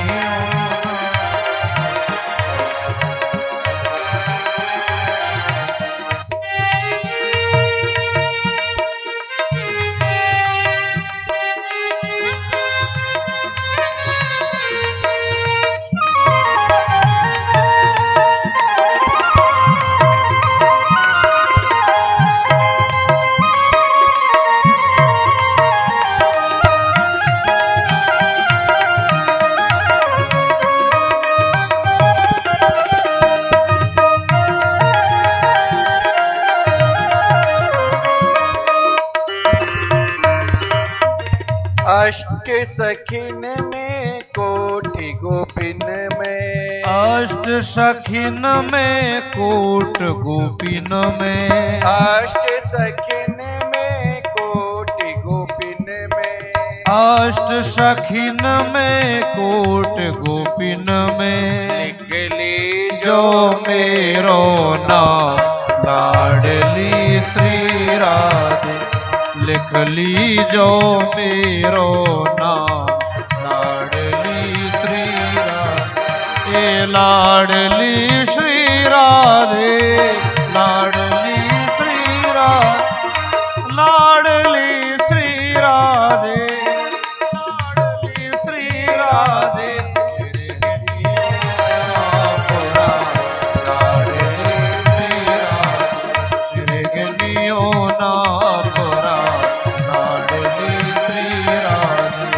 लाडली श्री राधे। जय जय श्री राधे श्याम। इधर महाराज सुदामा जी की पत्नी गोमती नदी में स्नान करने के लिए जा रही है। इधर भगवान कुछ साधु संतों के रूप धारण कर बार बार एक ही शब्द को 100 बार दोहराते हुए बार बार यही बोल रहे हैं, जिनके मित्र साक्षात द्वारकाधीश श्री कृष्ण हैं, उनसे मिलने के लिए एक बार भी सुदामा नहीं गए। यानी याद दिला दिलाकर महाराज आज सुशीला जी के भाव को दे। यही तो सुशीला जी है। महाराज सीधे आकर नहीं कहा, हे महाराज आपके मित्र द्वारकाधीश श्री कृष्ण जो द्वारका के राजा और आप एक झोपड़ी के राजा बने हैं, 15-15 दिन से छोटे छोटे नन्हे नन्हे बालक भूखे पड़े हैं, फिर भी आप गए नहीं। अभी मानो एक पल में सुशीला रूठ जाती, लेकिन सुशीला रूठने वाली नहीं है। वो कोई संसारिक माता बहन नहीं थी। सुशीला तो सुशीला थी। ये मेरे पति इस समय भगवान की पूजा में व्यस्त है। कोई देखिए किसी को कोई सत्संग कर रहे हैं, कोई किसी को सत्संग सुनाने ले जा रहे हैं या मंदिर ले जा रहे हैं, दर्शन कराने के लिए ले जा रहे हैं। अगर उस समय विघ्न डालने के लिए आप भय अगर किसी प्रकार के भयभीत करोगे तो यह भी एक महापाप है, अपराध लगता है भयंकर। या तो कोई भजन कर रहे हैं तो कुछ देर शांत हो जाओ भाई, बाद में बात कर लेंगे। कोई सत्कर्म कर रहे हैं तो शांत हो जाना चाहिए, नहीं तो कहते हैं 100 जन्म के पुण्य का क्षय होता है। सुशीला जी कुछ नहीं बोली। आज सत्संग में कहा कि हे नाथ, मैंने सुना है कि आपके मित्र द्वारकाधीश है, एक बार आप कभी ने श्री कृष्ण की चर्चा मित्रता की भाव देखी। एक बार जाओ तो मिलने के लिए यहाँ सुदामा एक पल के लिए, एक क्षण के लिए मौन हो गए। कहा कैसे जाओ? शास्त्र में यह भी कहा गया है 3 जगह कभी खाली हाथ नहीं जाना चाहिए। सदगुरु के पास, बेटी ससुराल में है तो बेटी के पास, और मित्र के पास। एक मित्र जो रोज मिलते हैं, सब कभी कभी मिलते हैं। और मैं कैसे जाऊं? दूसरा भाव सुदामा ने सोचा, आज तक सुशीला जी कुछ मांगा नहीं, और मांगा मुझसे क्या? तो परमात्मा के चरणार बिंद में भेज रहे हैं दर्शन करने के। और जीवन के देखिए भागवत में 3 जगह श्रेष्ठ बात कही है, अयम ही परमो लाभो उत्तम श्लोक दर्शनम। सुदामा ने कहा कि जीवन का यही तो श्रेष्ठ लाभ है, यदि घर परिवार में रहकर कभी कभी हम वृंदावन, अयोध्या, काशी दर्शन करने के लिए चले जाए। यह जीवन का 3 लाभ बहुत श्रेष्ठ है। श्री कृष्ण रुक्मिणी संवाद हो रहे थे, बड़ा विलक्षण। उस समय भगवान ने व्यंग्यात्मक बात रुक्मिणी जी से कह दी कि अरे तुमने ससुराल के साथ विवाह क्यों नहीं किया? अभी भी कुछ नहीं बिगड़ा, छोड़ दो मुझे। इतने कहते ही रुक्मिणी जी मूर्छित हो गई। तो भगवान ने कहा कि देखो वही घर श्रेष्ठ है जहां पति पत्नी दोनों में बराबर एक समान प्रेम रहे। अयम ही परमो लाभो गृहसु गृह मेधि नाम। पति की बात पत्नी माने निरंतर, और पत्नी की बात पति माने। उसमें कभी कभी अगर नाराजगी हो जाए, पत्नी नाराजगी हो जाए तो पति मना ले, पति नाराज हो जाए तो पत्नी मना ले। यह भी एक धर्म है, क्योंकि स्वयं भगवान के सिद्धांत है। श्री कृष्ण ने रुक्मिणी जी से कही, अयम ही परमो लाभो गृहसु गृह मेधि नाम। और गृहस्थाश्रम श्रेष्ठ है जहां पति पत्नी दोनों आपस में चैन से, प्रेम से रहते हैं। यहाँ सुदामा जी ने कहा, देवी धन्य है, अयम ही परमो लाभो उत्तम लोक दर्शनम। यह जीवन का एक श्रेष्ठ लाभ है कि परमात्मा के दर्शन कराने के लिए आप मुझे भेज रही हो। इधर महाराज एक जगह जब मार्कंडे ऋषि ने कहा, भगवान शिव के दर्शन जब किए तो कहा, अयम ही परमो लाभो नृणाम साधु दर्शन। जीवन का श्रेष्ठ लाभ यह भी है कि समय समय पर सत्संग करना, महापुरुषों को दर्शन करना। सुदामा ने कहा, मैं कैसे जाऊं अपने मित्र के पास? है देवी, मेरे पास क्या है? सुशीला जी ने कहा, आपके पास क्या नहीं है, आपके पास सर्वश्रेष्ठ भाव है। और महाराज यही भाव को देखते सुशीला जी सुदामा जी की प्रसन्नता के लिए आज तक सुदामा जी ने कभी किसी के द्वार पर कुछ मांगने के लिए नहीं गए। सुशीला जी अगर गई भी तो केवल भगवान के लिए, अगर भगवान के लिए, जैसे यहाँ भागवत मंदिर बन रहे। देखिए वृंदावन धाम में भगवान के अनेक रूप के मंदिर आप दर्शन करो, लेकिन कहीं भागवत जी के मंदिर आपको नहीं मिलेगा। हमारे पूज्य गुरुदेव एक बहुत श्रेष्ठ भजनानंदी है। यह भाव उनकी कथावाचक तो लाखों है, और उन कथावाचक में कई विश्वविख्यात है, परंतु भागवत मंदिर बनाने के भाव कोई महात्मा के हृदय में ही उत्पन्न हो सकता है। और पूज्य गुरुदेव ने कहा वृंदावन में के भागवत मंदिर होना चाहिए। हमने कहा महाराज हम तो कभी किसी से नहीं मांगे हैं, और ना ही मेरी प्रवृत्ति है, और नहीं आप मांगते हैं। बोले नाम भगवान, यहाँ 32 वर्षों से जो अखंड संकीर्तन चल रहे हैं, और ये सब कुछ नाम भगवान ही व्यवस्था की, तो नाम भगवान अपनी व्यवस्था करेंगे, चलने तो दीजिए। काफी लोग परिक्रमा करते हैं, लोगों को भाव भी जागृत होता है। एक श्लोक 5100 है, कई लोग करीब 3500 श्लोक अभी तक लोग लिखा चुके हैं, कई लोग दान भी दे चुके हैं। अश्लोक का कार्य मथुरा में चल भी रहा है। 18,000 अश्लोक ये हॉल में लगेगा, 2 मंजिल का है।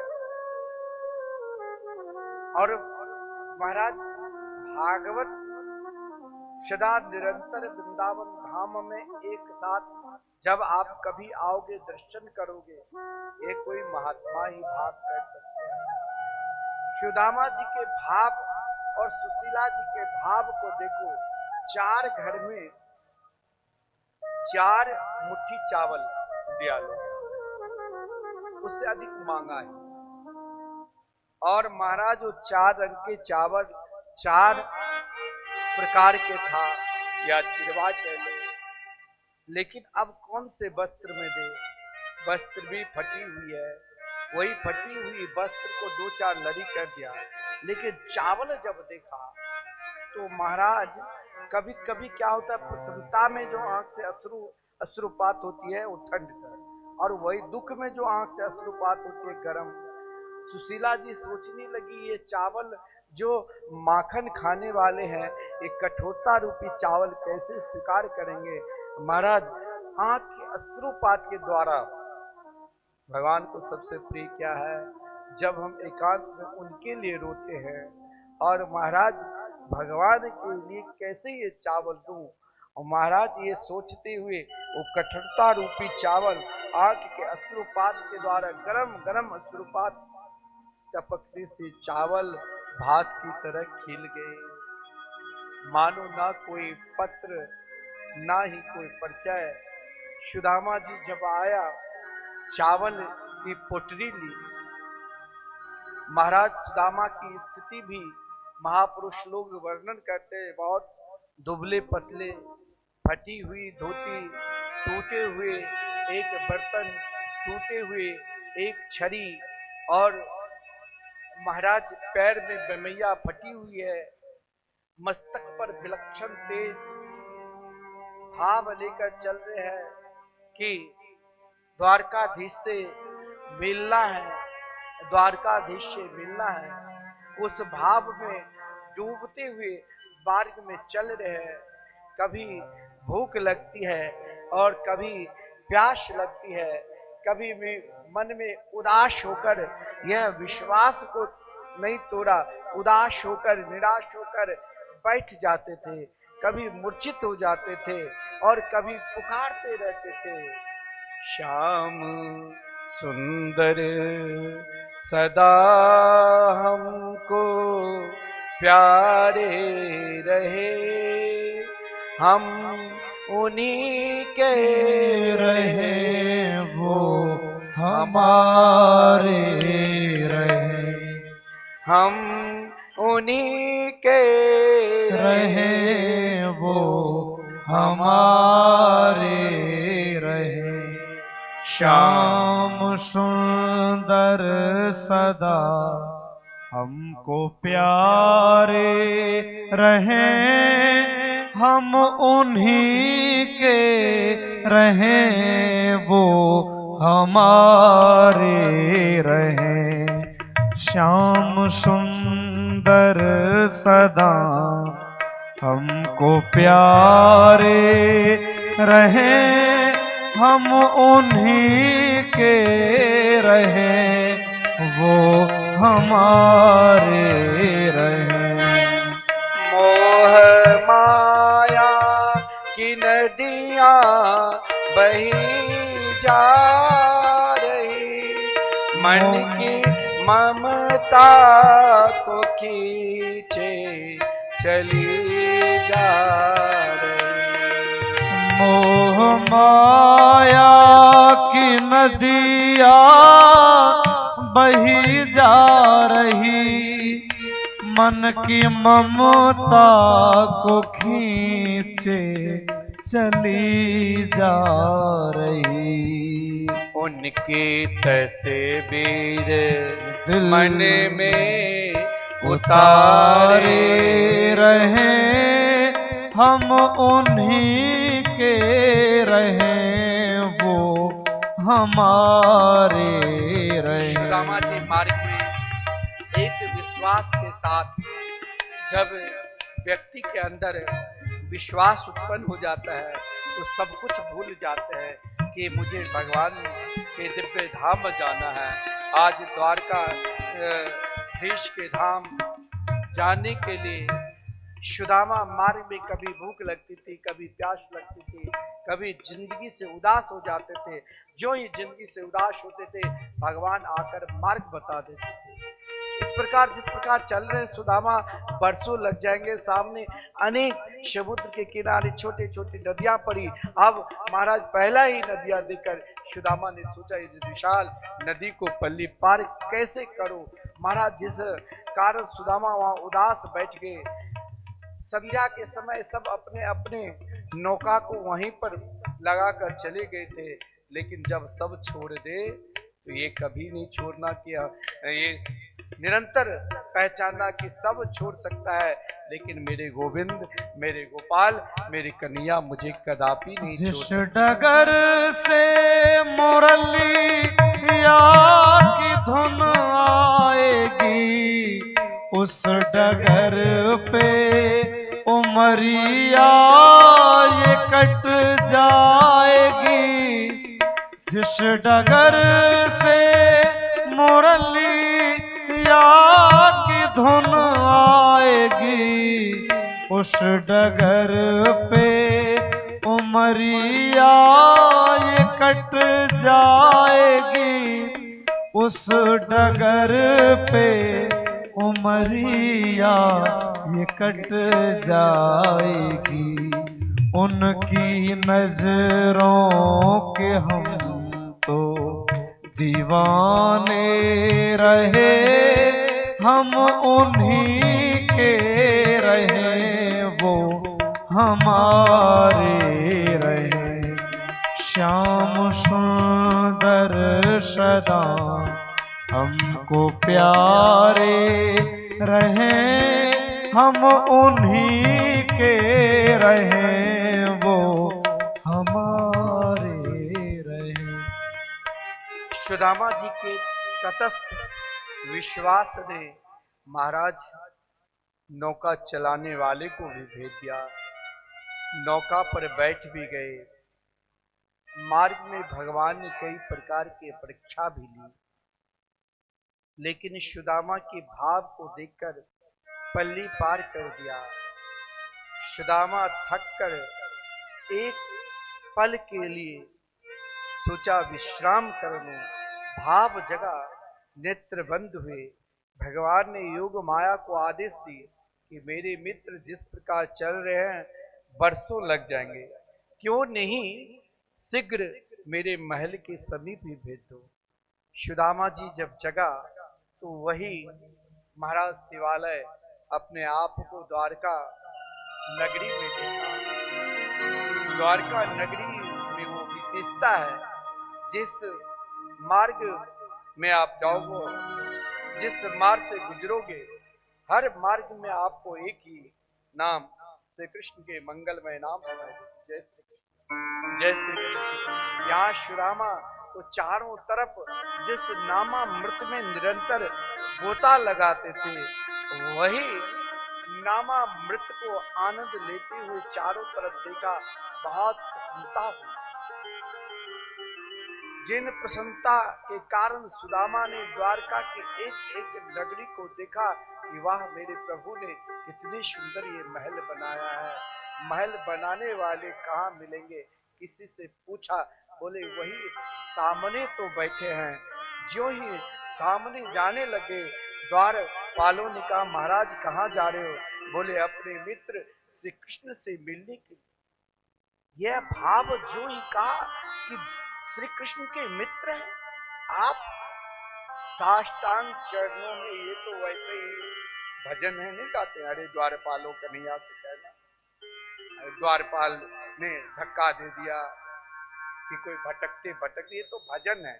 लेकिन वहां द्वारपाल ने ऐसी गलती दोबारा कर ही नहीं सकते। एक बार नहीं जय विजय गलती किया तो 3 जन्म तक असुर बनना पड़ा, और वो भी भगवान के परम प्रिय मित्र सखा, जिसने कहा मैं श्री कृष्ण के मित्र हूं।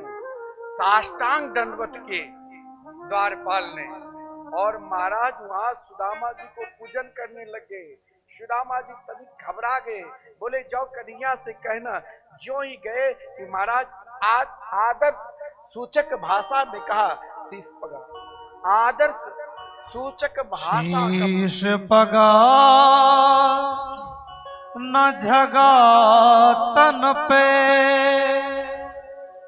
जान को आए बशो के ही ग्रामा। अरे धोती फटी सी लटी दुपटी, और पाए उपा नहीं की नहीं शामा।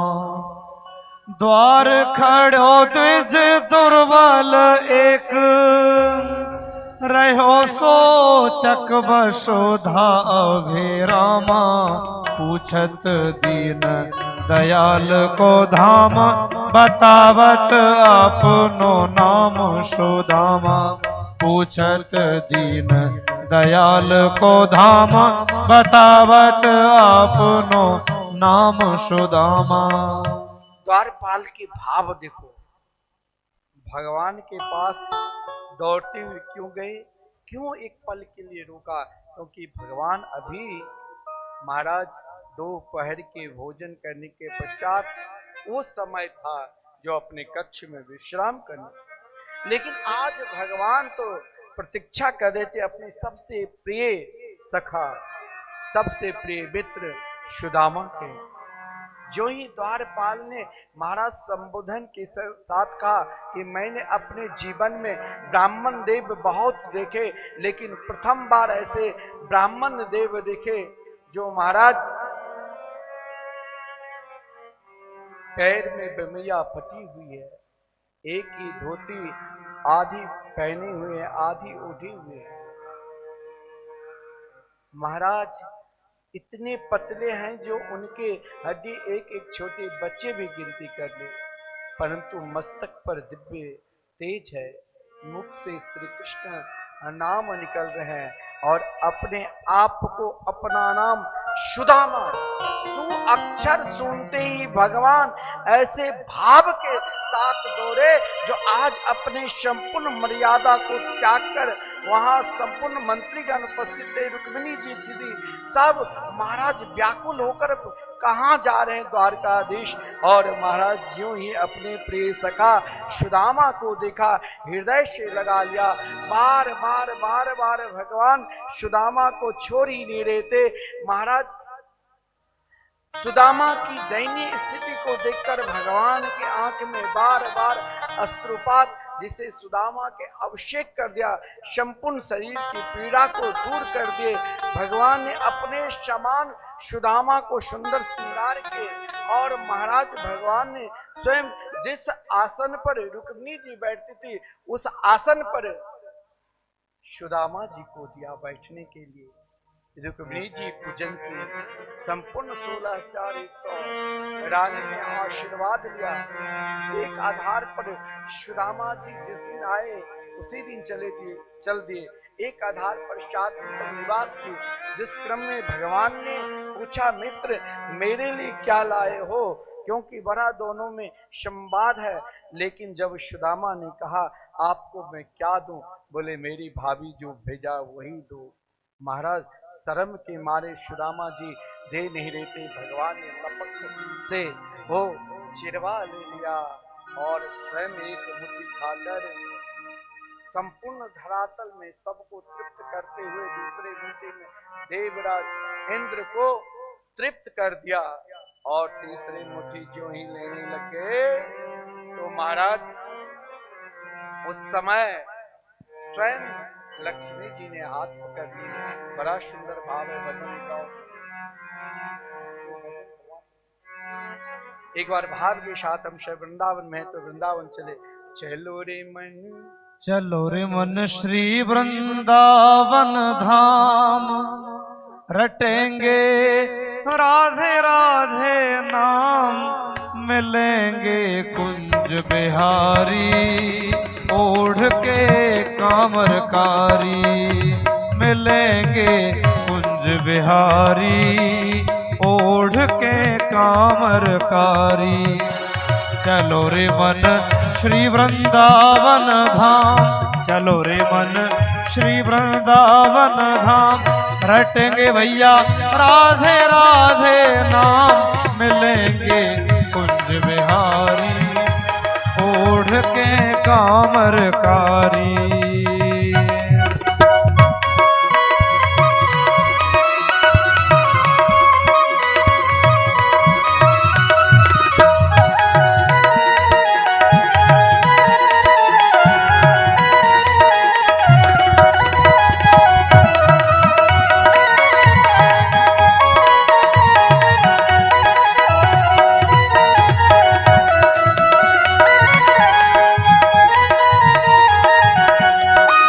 प्रात होत ही यमुना जी में नहाएंगे, परिक्रमा कर जीवन सफल बनाएंगे, परिक्रमा कर जीवन सफल बनाएंगे। वो तोहे मिल जाए श्यामा श्याम, तोहे मिल जाए श्यामा श्याम।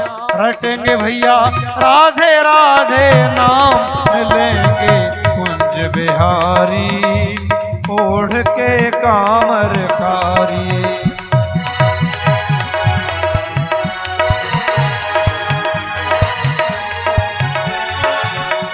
चलो रे मन श्री वृंदावन धाम, चलो रे मन श्री वृंदावन धाम।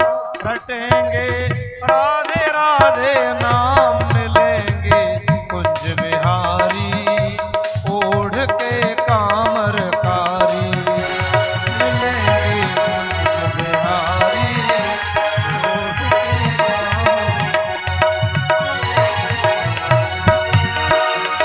अरे एक साल में होती एक दिन मंगला है, बने यहाँ नित नए फूल के बंगला है।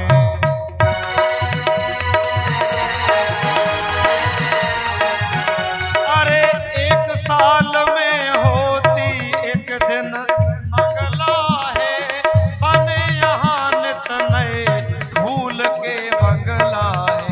तोहे मिल जाए श्यामा श्याम, तोहे मिल जाए श्यामा श्याम। रटेंगे भैया राधे राधे नाम, मिलेंगे कुंज बिहारी ओढ़ के कामरकारी। जय जय श्री राधे। सुदामा जी एक आधार पर, एक दिन निवास के एक आधार पर 7 दिन भगवान ने सुदामा को द्वारकापुरी जैसे सुदामापुरी का निर्माण कर दिया। सुदामा जी जब वहां पर गए तो उसे देखकर डर गए थे, परंतु भगवान से कहा प्रभु मुझे ये वैभव नहीं चाहिए, वैभव रहते हुए मुझे आप चाहिए, मेरे को तो केवल आपके चरणारविंद। बड़े भाव के साथ सुदामा की सदगति हुई। महाराज भागवत में विलक्षण चरित्र है, श्री कृष्ण तत्व की महिमा, नव योगेश्वर का विलक्षण संवाद है। जिस समय महाराज श्री कृष्ण के पुत्र के द्वारा साधु संतों के समीप जाकर प्रभास क्षेत्र में स्त्री रूप धारण कर, महाराज सांब को स्त्री रूप धारण कर यह पूछने गए कि महाराज ये बताओ कि मेरी भाभी के पेट में बेटा है कि बेटी। साधु संत ने सोचा श्री कृष्ण के रहते हुए मजाक करने लगे। वहां पर विश्वामित्र सिता कन्वो दुर्वासा भृगुरंगिरा कश्यपो वामदेवोत्री वशिष्ठो नारदादय। बड़े बड़े ऋषि मुनि थे, विश्वामित्र, अत्रि, कनव, दुर्वासा, भृगु, रंगरा। जिस कारण को श्राप दे दिया कि ये कोई तुम्हारी भाभी नहीं बल्कि भाई है, और इसके पेट में जो वस्त्र है वो उसी से तेरा वंश का निर्वंश होगा। देखा तो एक कील महाराज उग्रसेन ने उसे घीसकर समुद्र में फेंक दिया। एक कील बचा, एक मछली ने निगल ली। वह मछली जरा नाम के व्याधा को मिला। महाराज इधर जहां असत्य है, जहां अधर्म है, जहां कपट है, वहां भगवान रहकर भी मानो भगवान नहीं है। द्वारका में महाराज जो ही श्राप लगा और महाराज उग्रसेन जी ने स्वयं को छुपाए, तेजहीन हो गए। तेजहीन का ये पहला कारण यही होता है, भगवान के भजन करते हुए, भगवान के सानिध्य में रहकर भी छल कपट से निरंतर रहते हैं, वह तेज बिल्कुल नहीं रहता। आज महाराज देवर्षि नारद जी बीना बजाते हुए, हरिगुण गाते हुए जब वसुदेव जी और देवकी के निकट आए, दोनों चरण पकड़कर रुदन करने लगे। ध्यान देना, श्री कृष्ण की माता, श्री कृष्ण के पिता भी अपने आत्म कल्याण के लिए संतों के शरण में, महात्मा के शरण में जाकर क्या प्रश्न किए, महाराज ये मानव शरीर अति दुर्लभ, 84 लाख योनि में 2 अरब 98 करोड़ जन्म के बाद ये मानव शरीर मिलता है, और इन मानव शरीर में भी महापुरुष भजनानंदी संतों की दर्शन और महादुर्लभ है। जो प्रश्न महाराज श्री कृष्ण के माता पिता ने देवर्षि नारद जी को किए, यही प्रश्न नवी योगेश्वर जिस समय मिथिला धाम आए तो महाराज जनक जी ने यही प्रश्न किया था कि दुर्लभो मानसो देहो देहिना क्षण भंगुर तत्रापि दुर्लभम मन्ये वैकुंठम प्रिय दर्शनम। देखिए नव योगेश्वर कवि ने एक बात बहुत सुंदर की, हम लोगों को भी आधी चिंता तुरंत समाप्त करने की दवा है।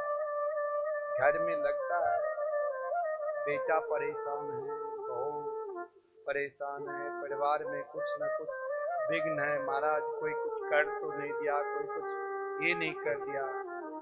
जब ऐसा भाव लगे तो कुछ क्षण आप स्वयं अपने इष्ट के पास कहीं भटकने की जरूरत नहीं, और ऐसा विश्वास के साथ संबंध जोड़ो कि स्वयं को आपको अपने आप से, अपने अंतरात्मा से उत्तर मिले। उसके लिए आप मानव जीवन के लिए यही एक श्रेष्ठ लक्षण है, और यही एक श्रेष्ठ धर्म भी है कि विश्वास, संबंध और समर्पित को से भगवान से जुड़ना है। तो कैसे रहना है? कायेन वाचा मनसेन्द्रियैर्वा बुद्ध्यात्मना वा नुसृत स्वभावा करोतु यत् सकलं परस्मै नारायणायेति समर्पयेत्। केवल अपने आप को समर्पण हो जाए। कभी इधर कभी उधर भटकोगे तो कुछ नहीं। पूर्ण रूप से मनसा वाचा कर्मणा, मन से हो चाहे बेमन से हो, मन कहीं जाए तो भी चिंता ना करो, मन भगवान में लगे रहे तो भी चिंता मत करो। केवल उनके मंगलमय नाम का स्मरण करना।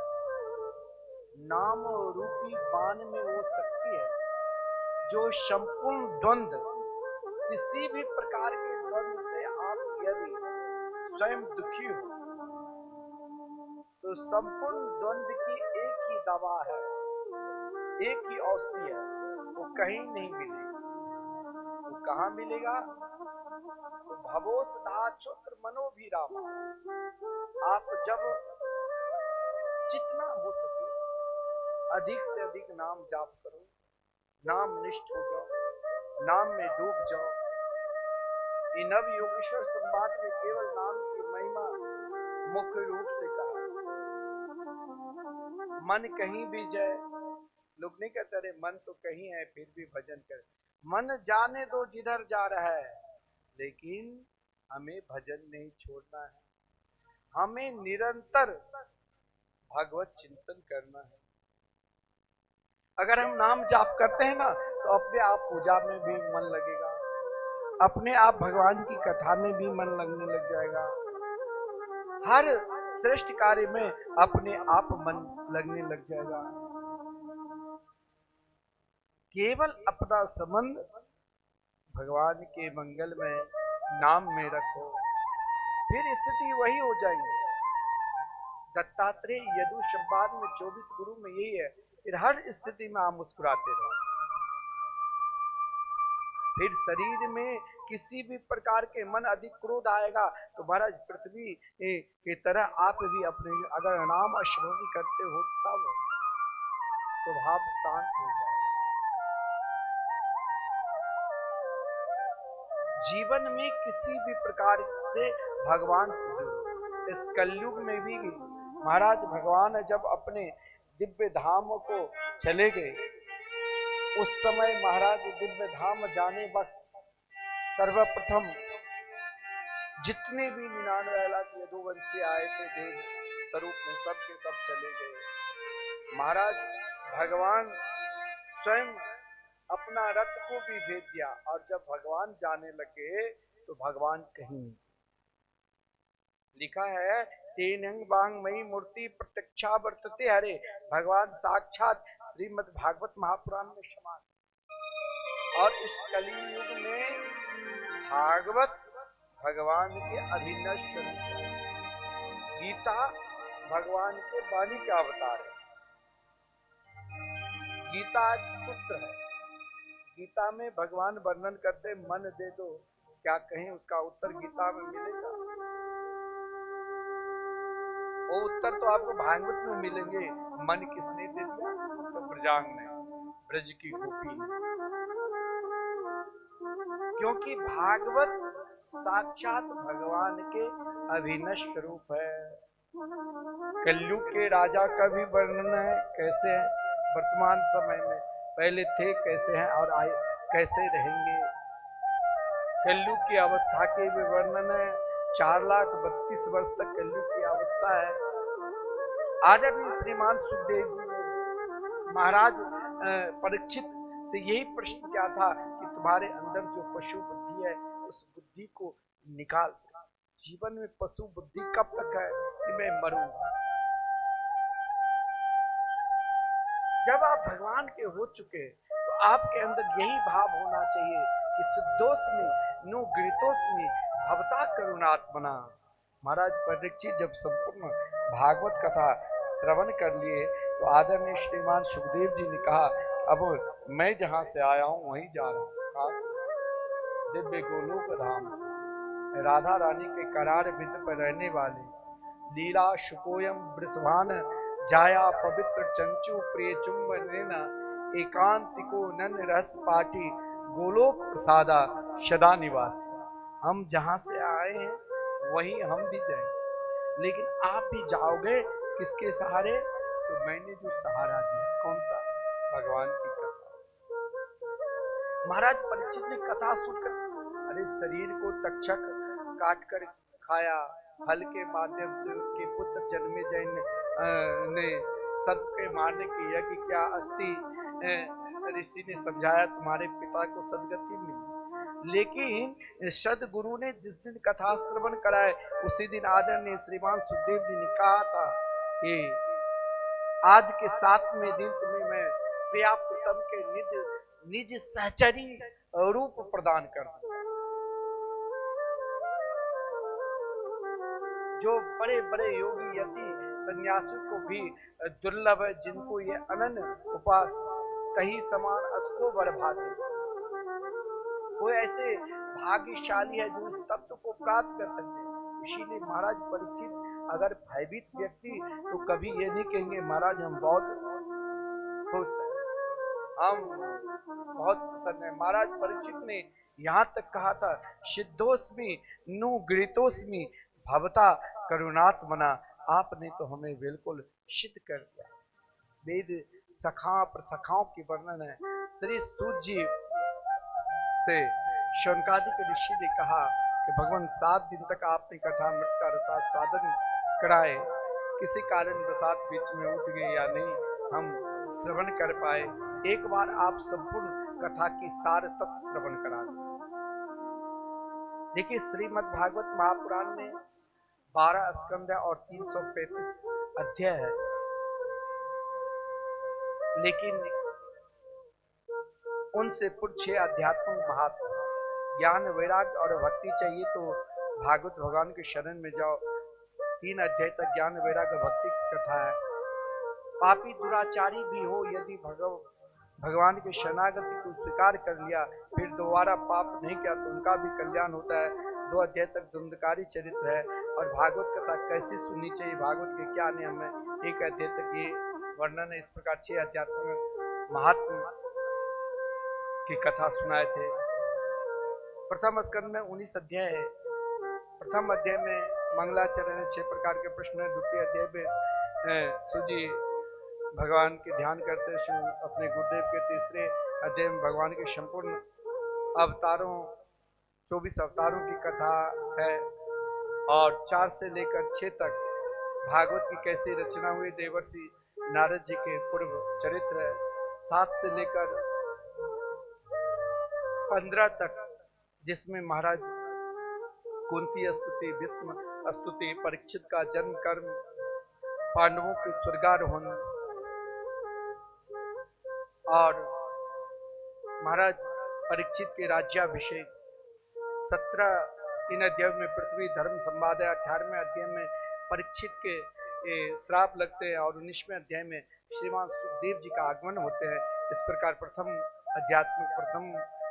19 अध्यात्म प्रथम स्कंद समाप्त होते हैं। द्वितीय स्कंद में 10 अध्याय, 1 से लेकर प्रथम अध्याय द्वितीय अध्याय में सद्यो मुक्ति कर मुक्ति के वर्णन। तृतीय अध्याय में किस देवता की उपासना की जाती है वर्णन है। चौथे अध्याय में श्रीमान सुखदेव जी अपने गुरुदेव के ध्यान करते हैं। 5वें और 6ठे इन अध्याय में शरीर के अंदर कौन सा तत्व पाया जाता है, दैविक भौतिक तत्व कैसे हैं। 6ठे अध्याय तक। 7वें में पुनः भगवान के अवतारों की कथा है। 8वें अध्याय में महाराज परीक्षित के द्वारा नाना प्रकार के प्रश्न का वर्णन है और 9वें 10वें इन दोनों में भागवत के 10 लक्षणों की कथा है। इस प्रकार 10 अध्यात्म द्वितीय स्कंद समाप्त होते हैं। तृतीय स्कंद में मात्र 33 अध्याय 1 से लेकर 19 तक, जिसमें महाराज विदुर जी के सुंदर विदुर नीति का धर्म का वर्णन है और मैत्रेय उद्धव जी का संवाद है। भगवान 12 अवतार कैसे लेते हैं ये वर्णन है। सृष्टि का भी वर्णन है और महाराज 20 से लेकर 33 तक, जिसमें कर्दम देवहूति का विवाह का वर्णन है। कपिल भगवान अपने माता का दिव्य भागवत धर्म का उपदेश देते हैं। ये सब नाम की महिमा है, ये सब कपिल देवहूति संवाद है और इस प्रकार 33 अध्यात्म। तीसरे स्कंद है। चौथे स्कंद में भी 31 अध्याय है। इसमें धर्म अर्थ काम मोक्ष चारों पुरुषार्थ की कथा है। 1 से लेकर 7 तक सती चरित्र है। 8 से लेकर 12 तक ध्रुव चरित्र है। 13 से लेकर 23 तक पृथुजी चरित्र है और 24 से लेकर 31 तक, जिसमें प्रजिता गण की कथा और प्राचीन बड़ी के पूर्व जन्म की कथा है। इस प्रकार 31 अध्यात्म चौथे स्कंद है। 5वें स्कंद में कुल 26 अध्याय 1 से लेकर 15 तक, जिसमें महाराज भरत जी के चरित्र है। इसमें भरत जी कैसे जड़ भरत मृग के चक्कर में पड़ा, कैसे जड़ भरत बने, कैसे राजा रुगन को सुंदर उपदेश दिया और 17 से लेकर 25 तक अतल बितल सुतल जितने भी लोकांतर है, किस लोक में कौन से देवता कहाँ निवास करते हैं, ये सब वर्णन है और 26 अध्याय में 28 प्रकार के नरकों की वर्णन है। इस प्रकार 26 अध्यात्मक 5वें स्कंद है। 6ठे स्कंद में कुल 19 अध्याय 1 से 3 तक विशुद्ध नाम चरित्र जामिल उपाख्यान है। 4 से लेकर 18 तक, जिसमें महाराज विद्रासुर के चरित्र, नारायण कवच का वर्णन, चित्रकेतु के पूर्व जन्म की कथा और 18-19 इन दोनों में मरुत गणों की उत्पत्ति का कथा है। इस प्रकार 26 अध्यात्मक 6ठे स्कंद है और 7वें स्कंद में कुल 15 अध्याय है। इसमें सद्वासना और मिश्र वासना की कथा है। 1 से लेकर 5 तक बिल्कुल सद्वासना अशद वासना जो प्रहलाद जी ही के किस प्रकार हिरण्यकश्यप को कष्ट पहुंचाए और महाराज 5 से 10 तक विशुद्ध शद वासना जिसमें महाराज प्रहलाद जी का चरित्र है और 11 से 15 तक इसमें चारों वर्ण चारों आश्रमों का वर्ण धर्मों के विषय में वर्णन है। इस प्रकार 15 अध्यात्मक 7वें स्कंद है। 8वें स्कंद में 24 अध्याय 3 अध्याय तक गजेंद्र मोक्ष की कथा है। 4थे अध्याय में गजेंद्र के पूर्व जन्म की कथा है। 5 से लेकर 15 तक समुद्र मंथन के चरित्र है और 16 से लेकर 23 तक वामन भगवान के विशुद्ध चरित्र है। 24 अध्याय में महाराज सत्यव्रत की कथा है। भगवान किस प्रकार मत्स्य अवतार लिए। इस प्रकार 24 अध्याय 8वें स्कंद है। 9वें स्कंद में भी कुल 24 अध्याय 1 से लेकर 15 तक सूर्यवंश के चरित्रों के राजा के वर्णन है और जिसमें मर्यादा पुरुषोत्तम भगवान से राघवेंद्र सरकार के अवतार की कथा है और 16 से लेकर 24 तक चंद्रवंश के महाराज याति से लेकर महाराज पुरुरवा से लेकर महाराज अंतिदेव से लेकर महाराज यदु से लेकर अनेक राजाओं के वंश का वर्णन है और एक अध्याय में एक ही श्लोक में संपूर्ण से कृष्ण कथा है। इस प्रकार 24 अध्यात्मक 9वें स्कंद है। 10वें स्कंद में भी मात्र 90 अध्याय है। इसमें पूर्वार्ध उत्तरार्ध का वर्णन 1 से 5 तक भगवान के जन्म कर्म विशुद्ध श्री कृष्ण जन्मोत्सव का वर्णन है और 7 से लेकर 28 तक भगवान ने कैसे पुतना सक्का सोतनावर्त अनेक बाल लीला माखन चोरी लीला गो वृंदावन की लीला गोचारण लीला चीरहरण लीला काली द के दमन लीला और गिरिराज पूजन की लीला नंद बाबा किस प्रकार महाराज वरुण लोग जाते ये सब वर्णन है। 29 से लेकर 33 तक विशुद्ध रास लीला की कथा है और 33 से लेकर 63 तक जितने भी तमोगुणी राजा हुए उनका जिसमें महाराज कैसे भगवान वृंदावन छोड़कर मथुरा गए कंस को उद्धार किए उद्धव गोपी संवाद है। 16,108 विवाह की कथा है और 66 से लेकर 86 तक महाराज जिसमें रजो गुण के कितने भी और सतोगुण के राजा हुए जिसमें महाराज रासुई यज्ञ की कथा है सुदामा चरित्र है और 87, 88, 89, 90 इनमें वेद भगवान के द्वारा किस प्रकार स्तुति की जाती है और सर्वश्रेष्ठ कृष्ण तत्व क्या है इन सब के वर्णन इस प्रकार 90 अध्यात्म दसम स्कंद है। 11वें स्कंद में भी मात्र कुल 31 अध्याय 1 से लेकर 6 तक नव योगेश्वर के सुंदर संवाद है और महाराज 6 अध्याय में संपूर्ण देवता भगवान की स्तुति करते प्रभु अब शीघ्र अपने दिव्य धाम पधारिए और 7 से लेकर 29 तक जिनमें महाराज सत्संग की महिमा की वर्णन है हंसोपाख्यान की वर्णन है एल गीत का वर्णन है भिक्षु गीत का वर्णन है भगवान के संपूर्ण विभूतियों के वर्णन है और 29, 30, 31 इन अध्याय में भगवान किस प्रकार अपने दिव्य धाम को जाते हैं यह वर्णन है। इस प्रकार 31 अध्यात्म के 11वें स्कंद समाप्त होते हैं। 12वें स्कंद में कुल 13 अध्याय 1 से 3 तक कलयुग में किस प्रकार राजा थे वर्तमान समय में किस प्रकार चल रहे हैं और आगे किस प्रकार होंगे। यहाँ तक आ गया जब महाराज वृक्ष बैगन के वृक्ष की तरह हो जाएंगे लोग मात्र 30 वर्ष तक जिंदा रहेंगे सब पशुवत आचरण करने लग जाएंगे तो कलयुग के पहचान है जो आजकल आपस में घर परिवार में लड़ाई चल रही है और महाराज जब केवल पाप ही पाप बढ़ेगा तब भगवान विष्णु यश शर्मा के यहाँ कल की अवतार धारण कर पुनः सतयुग की स्थापना करेंगे। 2 आधार पे इसमें भी दिया है कि जब कलयुग के अंत समय मात्र 200 वर्ष बाकी रहेगा इतना पाप बढ़ जाएगा तब भगवान अवतार लेंगे। एक आधार पर दूसरा आधार पर दिया है कि 800 वर्ष पूर्व ही भगवान अवतार ले लेंगे। इस प्रकार कलयुग की अवस्था 4,32,000 वर्ष है। चौथे अध्याय में पुनः सृष्टि का वर्णन है। 5वें अध्याय में महाराज परीक्षित के द्वारा यही प्रश्न आदरणीय श्रीमान सुखदेव जी किया कि आपके अंदर पशु बुद्धि है, यह निकालो। 6ठे अध्याय में आदरणीय परीक्षित अपने गुरुदेव के पूजन करते हैं।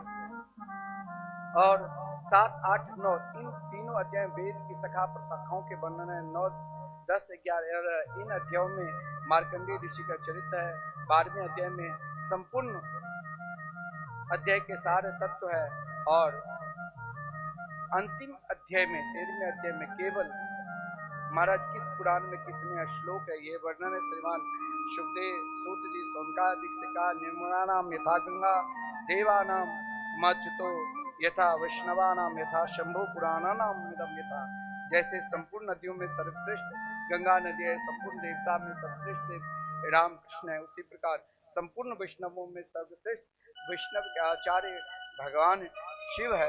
उसी प्रकार संपूर्ण पुराणों में सर्वश्रेष्ठ पुराण श्रीमद् भागवत महापुराण है। सूत जी ने स्वनकादिक सिका यथादितम तथा मति।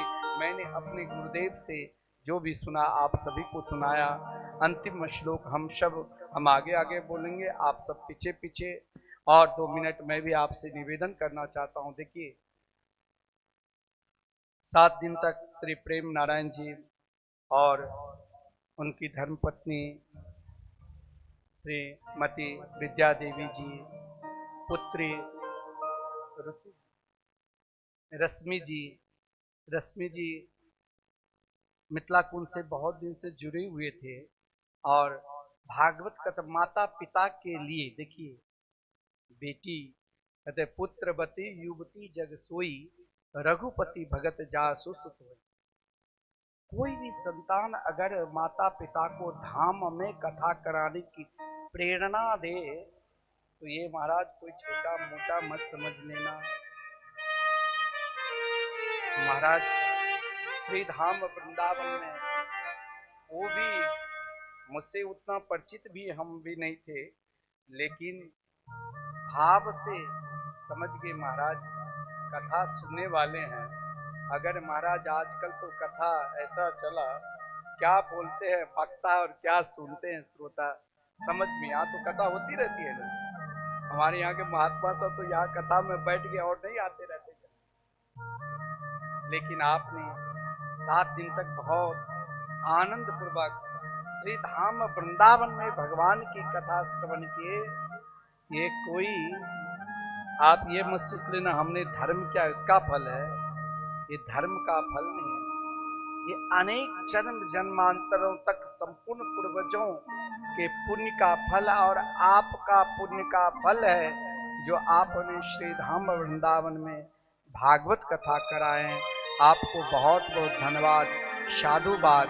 आपके संपूर्ण परिवार, बेटा बेटी, सगे संबंधी रिश्तेदार, जो भी श्री धाम वृंदावन में जिसको आप बुलाएं और जो YouTube चैनल के माध्यम से कथा अमृत का रसास्वादन के, उन सभी को बहुत बहुत धन्यवाद। श्री धाम वृंदावन में आप एक घड़ी भी आना, श्री जी की कृपा के बिना आप नहीं आ सकते हो।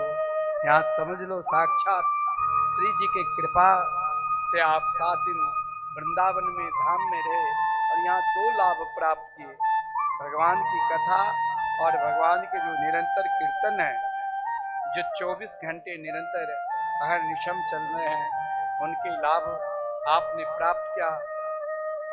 देखिए कथा श्रवण करो तो चढ़ावा चढ़ाओ, चढ़ावा चढ़ाने पर तभी पुण्य मिलेगा। आप कहोगे क्या चढ़ाओ, वृंदावन में आकर रुपया पैसा सोना चांदी नहीं, कुछ ऐसा चीज चढ़ाओ जो आपके अंदर कमी है, जो लगता है आप वो चीज चढ़ाओ। जो ये जैसे कोई महाराज जगन्नाथपुरी जाते हैं तो कुछ छोड़ कर आते हैं, जो फल उसको अच्छा नहीं लगता है वही फल छोड़ेंगे जो कभी कभी। लेकिन वृंदावन आए हो तो कुछ ऐसा चीज चढ़ाओ जो लगे कि मैं ऐसे चढ़ा कर आया हूँ, ताकि एक दिन न एक दिन वो चढ़ावा मुझे प्रिया प्रीतम से मिला दे। क्या है? जो चढ़ाना है चढ़ाओ, लेकिन एक चीज जरूर चढ़ावा के रूप में कि हम कम से कम 108 बार जरूर प्रिया प्रीतम के मंगलमय नाम जाप करेंगे। और जो जाप कर रहे हैं वो जाप बढ़ा दो, यही सबसे बड़ा चढ़ावा हुआ। आइए हम सब अंतिम श्लोक बोलते हैं सब साथ में। नाम संकीर्तनम यस्य, नाम संकीर्तनम यस्य, सर्व पाप प्रणाशनम, सर्व पाप प्रणाशनम, प्रणामो दुख समन, प्रणामो दुख शमनः, तम नमामि हरिम परम, तम नमामि हरिं परम। नाम संकीर्तनम यस्य, नाम संकीर्तनम यस्य, सर्व पाप प्रणाशनम, सर्व पाप प्रणाशनम, प्रणामो दुख समन, प्रणामो दुख शमनः, तम नमामि हरिम परम, तम नमामि हरिं परम। श्री वृंदावन बिहारी लाल की जय, श्री शत्रुदेव भगवान की जय, श्रीमद् भागवत महापुराण की जय हो, श्री सुखदेव जी महाराज की जय हो, समस्त ब्रज मंडल की जय हो, श्री हनुमान जी महाराज की जय हो, जय जय श्री राधे, जय जय श्री राधे। आइए हम शब्दों बार नाम संकीर्तन करें और फिर एक भजन का आनंद लेंगे, फिर आरती और फिर पंडित जी हवन कराएंगे और फिर आज ही भंडारा है। ये 2 बार संकीर्तन। राधे कृष्णा राधे कृष्णा, कृष्णा कृष्णा राधे राधे, राधे श्यामा राधे श्यामा, श्यामा श्यामा राधे राधे, राधे कृष्णा राधे कृष्णा, कृष्णा कृष्णा राधे राधे, राधे श्यामा राधे श्यामा, श्यामा श्यामा राधे राधे, राधे कृष्णा राधे कृष्णा, कृष्णा कृष्णा राधे राधे, राधे श्यामा राधे श्यामा, श्यामा श्यामा राधे राधे। जय जय श्री राधे, जय जय श्री राधे।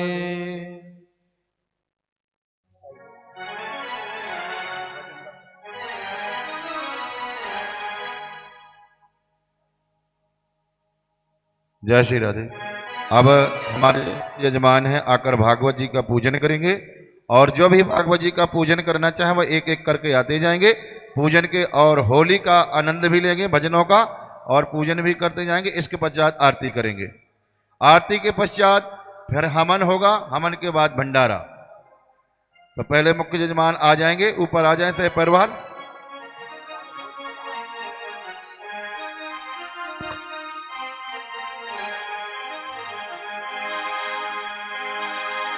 ओ कजरा रे मोटे मोटे तेरे नैन, हाय नजर ना लग जाए ओए होए होए, नजर ना लग जाए ओए होए होए, नजर ना लग जाए।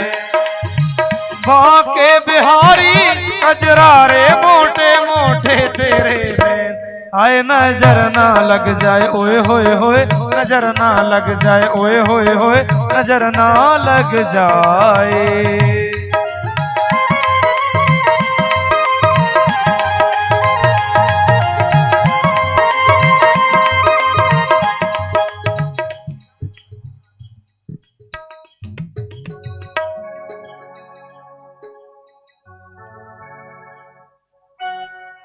ये जीवन है श्यामा,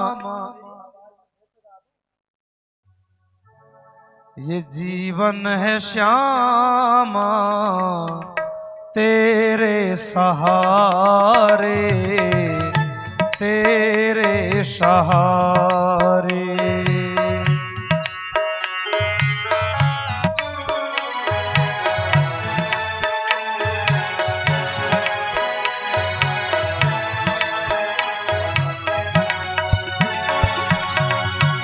चले जा रहे हैं किनारे किनारे, चले जा रहे हैं किनारे किनारे। ये जीवन है श्यामा तेरे सहारे, तेरे सहारे। लाडली लाडली श्यामा लाडली, ओ लाडली।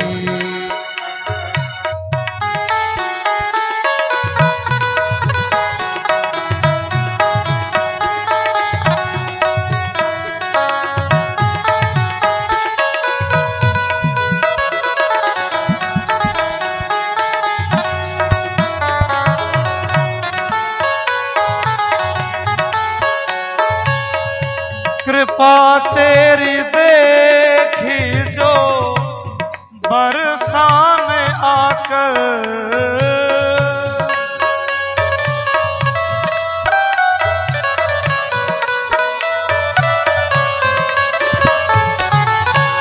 कृपा तेरी देखी जो बरसाने आकर, सब कुछ मिला श्यामा दर तेरे आकर। तेरे सिवा ना कोई साथ हमारे, साथ हमारे।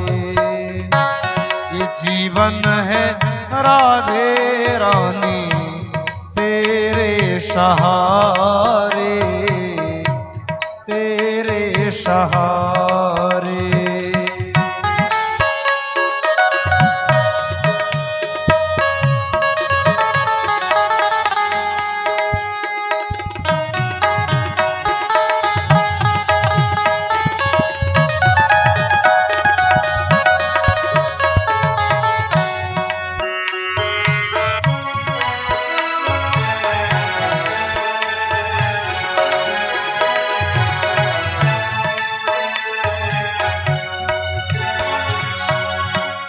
अब तो कृपा कर दो भानु दुलारी, अब तो कृपा कर दो भानु दुलारी। बरसाने वारी सुन लो विनती हमारी, गुजरेगा जीवन सारा, गुजरेगा जीवन सारा ब्रज में तुम्हारे, ब्रज में तुम्हारे। ये जीवन है राधे रानी तेरे सहारे, तेरे सहारे।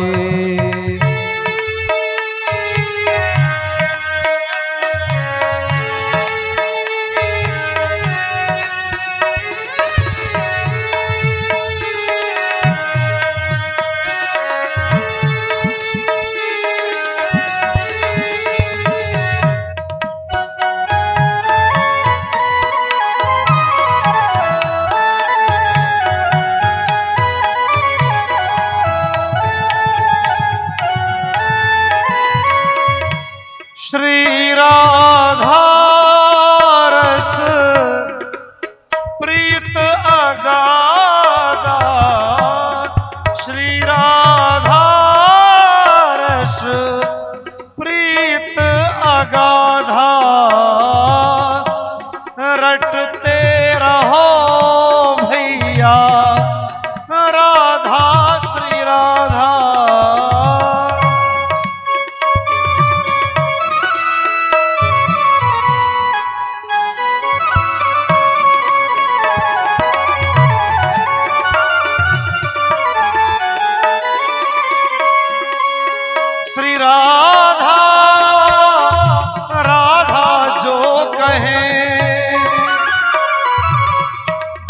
न परे भव फंद, तिनको हृदय राखी है श्री ब्रज गोकुल चंद।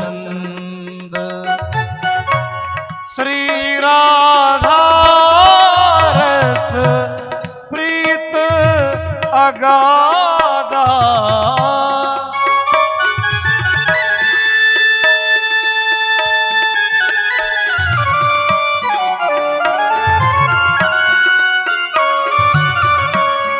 रटते रहो भैया राधा श्री राधा, गुजारा नहीं है इसके बिना रे, इसके बिना रे।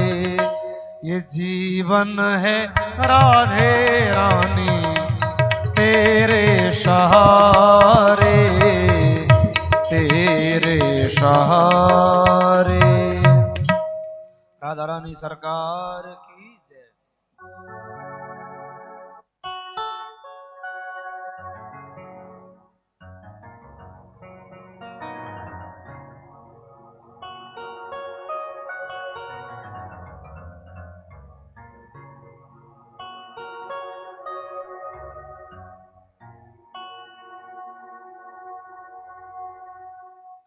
श्री भागवत भगवान की है आरती, पापियों को पाप से है तारती। श्री भागवत भगवान की है आरती, पापियों को पाप से है तारती। ये अमर ग्रंथ, ये मुक्ति पंथ, ये पंचम वेद निराला, नव ज्योत जगाने वाला।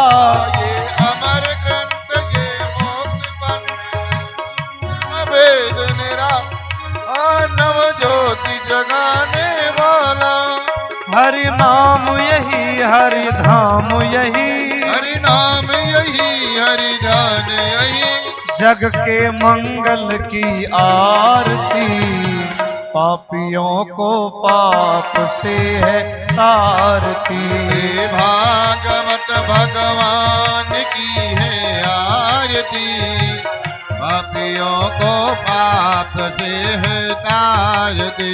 ये शांति गीत पावन पुनीत, पापों को मिटाने वाला, हरि दर्श कराने वाला। ये शांति गीत पावन पुनीत, पापों को मिटाने वाला, हरि दर्द कराने वाला।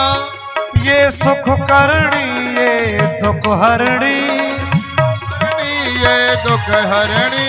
श्री मधुसूदन की आरती। पापियों को पाप से है तारती। श्री भागवत भगवान की है आरती, पापियों को पाप से है तारती। ये मधुर बोल मग पंथ खोल, सतमार्ग बताने वाला, बिगड़ी को बनाने वाला। ये मधुर बोल सत पंथ खोल, सत मार्ग बताने वाला, बिगड़ी को बनाने वाला। ये मधुर बोल मग पंथ खोल, सन्मार्ग बताने वाला, ये बिगड़ी को बनाने वाला। श्री राम यही घन श्याम यही, श्री राम यही घन काम यही, प्रभु की महिमा की आरती। पापियों को पाप से तारती। श्री भागवत भगवान की है आरती, पापियों को पाप से है तारती। कर्पूर गौरम करुणावतारम, संसार सारम भुजगेंद्र हारम, सदा वसन्तं हृदयारविन्दे भवं भवानी सहितं नमामि।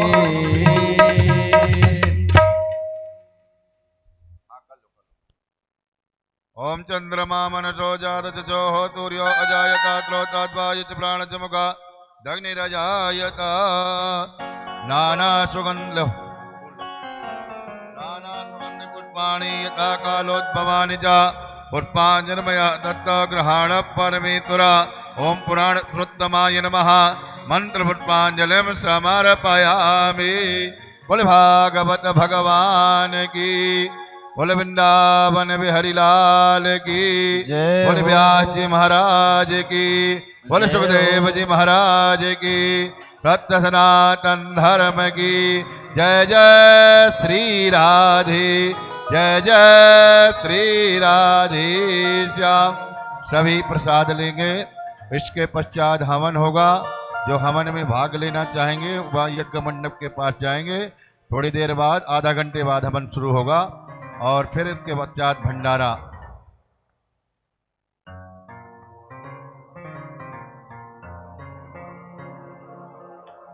ए दीवाना बना दिया